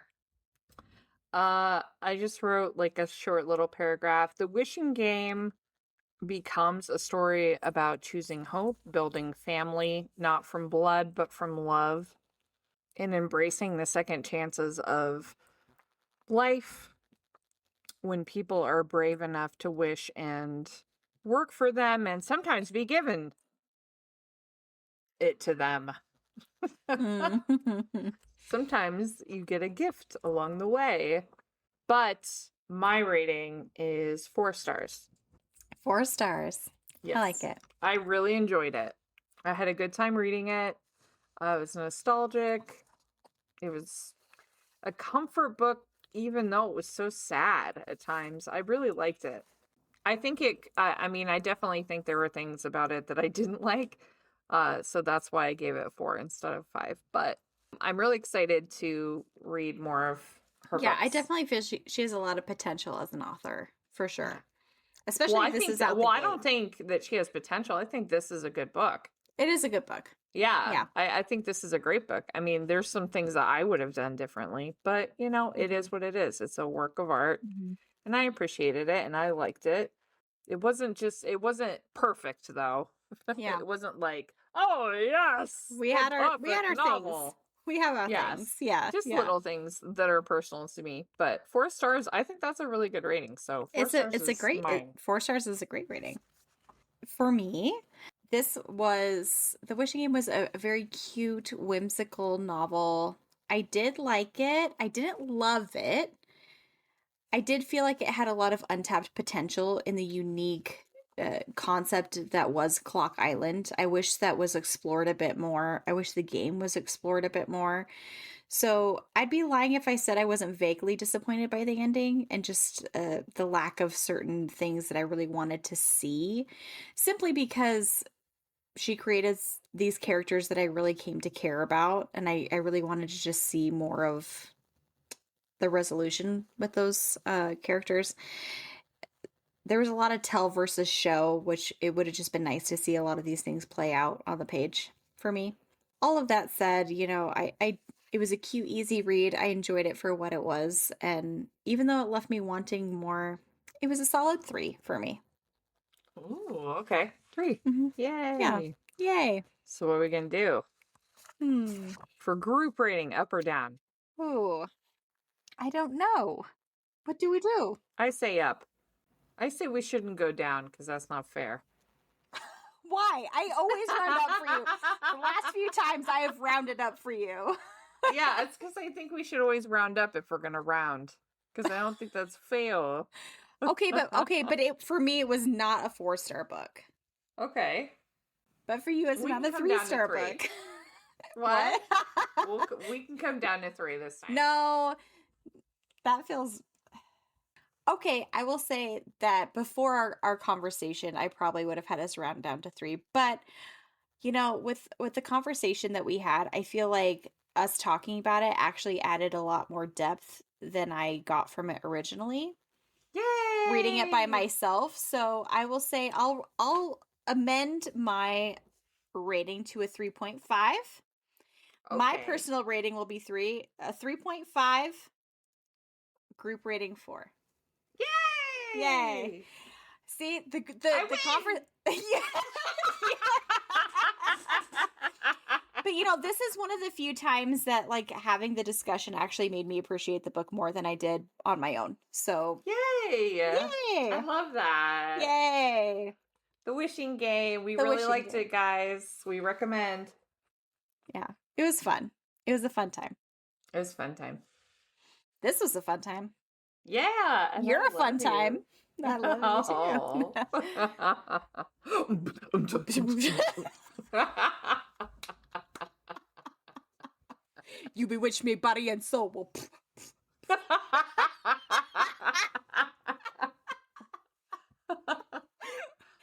I'm gonna need this track like I'm gonna need this track like, immediately. We should do it. We should do it. We should just write one just banger. Yes. Oh man. Oh, well, thank you all for joining us for book club. Yes. Please come back next month and join us again. Okay, Tiffany, what are we going to be reading for Christmas next month? For Christmas time, we will be reading In a Holidays by Christina Lauren. Yay! Yay! Just a cute, fun, Christmassy book. I've never read Christina Lauren before, and they're pretty popular, so... Yep. So we're taking a crack at it. If you didn't know, Christina Lauren is actually a pen name for two best friends who write the books together. Really? Yeah, That's so which makes it cute. I even love that. perfect for us to do because they're two best friends. One is named Christina, one is named Lauren, and they write it together under that pen name, Christina Lauren. Yeah. So we're going to be doing that one, a fun little Christmas. That's a great idea, except our names would never work together. I was thinking about that too, because we actually did attempt this one time. Maybe we will again in the future, but yeah. Tiffany, Lita, Tiffany. It's not really... Maybe like our middle names, like Marie Joy. Oh, yeah, or like, except I like hate Tiffany my middle Marie. name. You hate it? Hate it. It doesn't match you. I do like that I share it with Denise, though. Because we both have the same middle name. Yeah. So I like that. And I'm also excited too, because this book is set where I live in Salt Lake and Park City. So, so I'm excited about that too. So come back on December 15th. That will be coming out a little bit early than our usual last day of the month. We're going to be releasing our book club just a little early so you guys have time to listen to it before Christmas. This is a Christmas book. Merry Christmas! Merry Christmas! Merry Christmas! And that book, In a Holidays, is going to be wrapping up our season, wrapping up season 2. That's our last book. That, you know, like I should have thought of that, and that actually didn't occur to me. Our season 2 wrap up. That's crazy. Yes. Already. Wow. And also make sure to come back on the 31st, and we will be coming out with our reading wrap up and talk about our favorite books and everything from season 2. Yeah. And for the whole year, the ones that we read that weren't on the podcast. So, which I don't know if Tiffany read any that weren't on the podcast. This year has been a year, okay? Like as of right now, I've read one other book that wasn't a podcast related. But we've read a lot of books this year. 60s. I'm at 68 right now. I do not know how you have time for that. But granted, this year's been a little chaotic for me. So, but we read a lot of books for the podcast though, between this and After Dark. Oh yeah. Oh, and speaking of After Dark, what are we coming out with in December for After Dark Book Club? After Dark. On December the 8th, please do join us for a Christmas special. It started as one thing and turned into something else, but it is a fun... It is a fun Christmassy time. I love the Christmas spirit of that episode. I love it. It's really great. We talk about our favorite Christmas movies, songs, the ones we don't like. And, we originally were going to read from this Victorian ghost stories book. We were going to do a read along, but it was so old-timey English that it was just the most absurd thing. So we just ended up looking up smutty Christmas books all night. And if you're wondering how old-timey, we do read a bit of it. Yeah, and you'll see why that just didn't play out for us. So we pivoted, and it ends up being a really hilarious time. So please join us for that.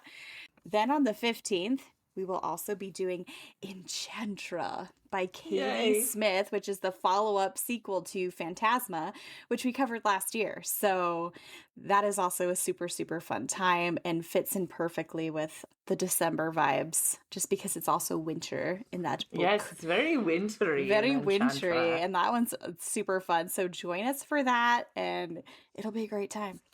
And make sure you come back to our Patreon for After Dark on the 22nd, and we'll have a visual episode for Enchantra too. Yes, Yay. indeed. And also, guys, there's a free tier on Patreon. There And if you is. sign up for it, you'll automatically be entered in all of our giveaways that we have exclusively on Patreon. Exactly. So if you want an automatic entry and don't want to pay any money and maybe get a free book or fun prize, follow us on Patreon. Follow us. Join us there. Pick your tier. Yay. Also, let us know what you thought about Wishing Game. Did you read it? Did you love it? Did you hate it? Was it a rant or a rave? We want to hear all of your thoughts and opinions, whether it be, you can comment, down on Spotify in the comments and let us know what you thought. And if you are listening on Spotify or Apple, if you like being here with us and you don't want to miss future episodes, go ahead and, subscribe and rate. That also helps a lot. And we love having you. Yay! Yay! Let us know. Thanks for being here. I'm so tired. Go to bed. I'm so tired. I have a headache. Hey, but we actually did that. We're under 3 hours right now. That's Yeah. All right. Well, I'm going to crash, but I love you. I love you too. I'll see you tomorrow night. I'll see you tomorrow night. Same time, Knock same it place. out, man. Wrap yeah. it up. What?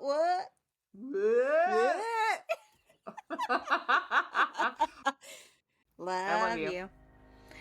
Thank you, bookmates. Bye. Go to bed. Good night. Good night. See you next time. Bye. Goodbye. Goodbye.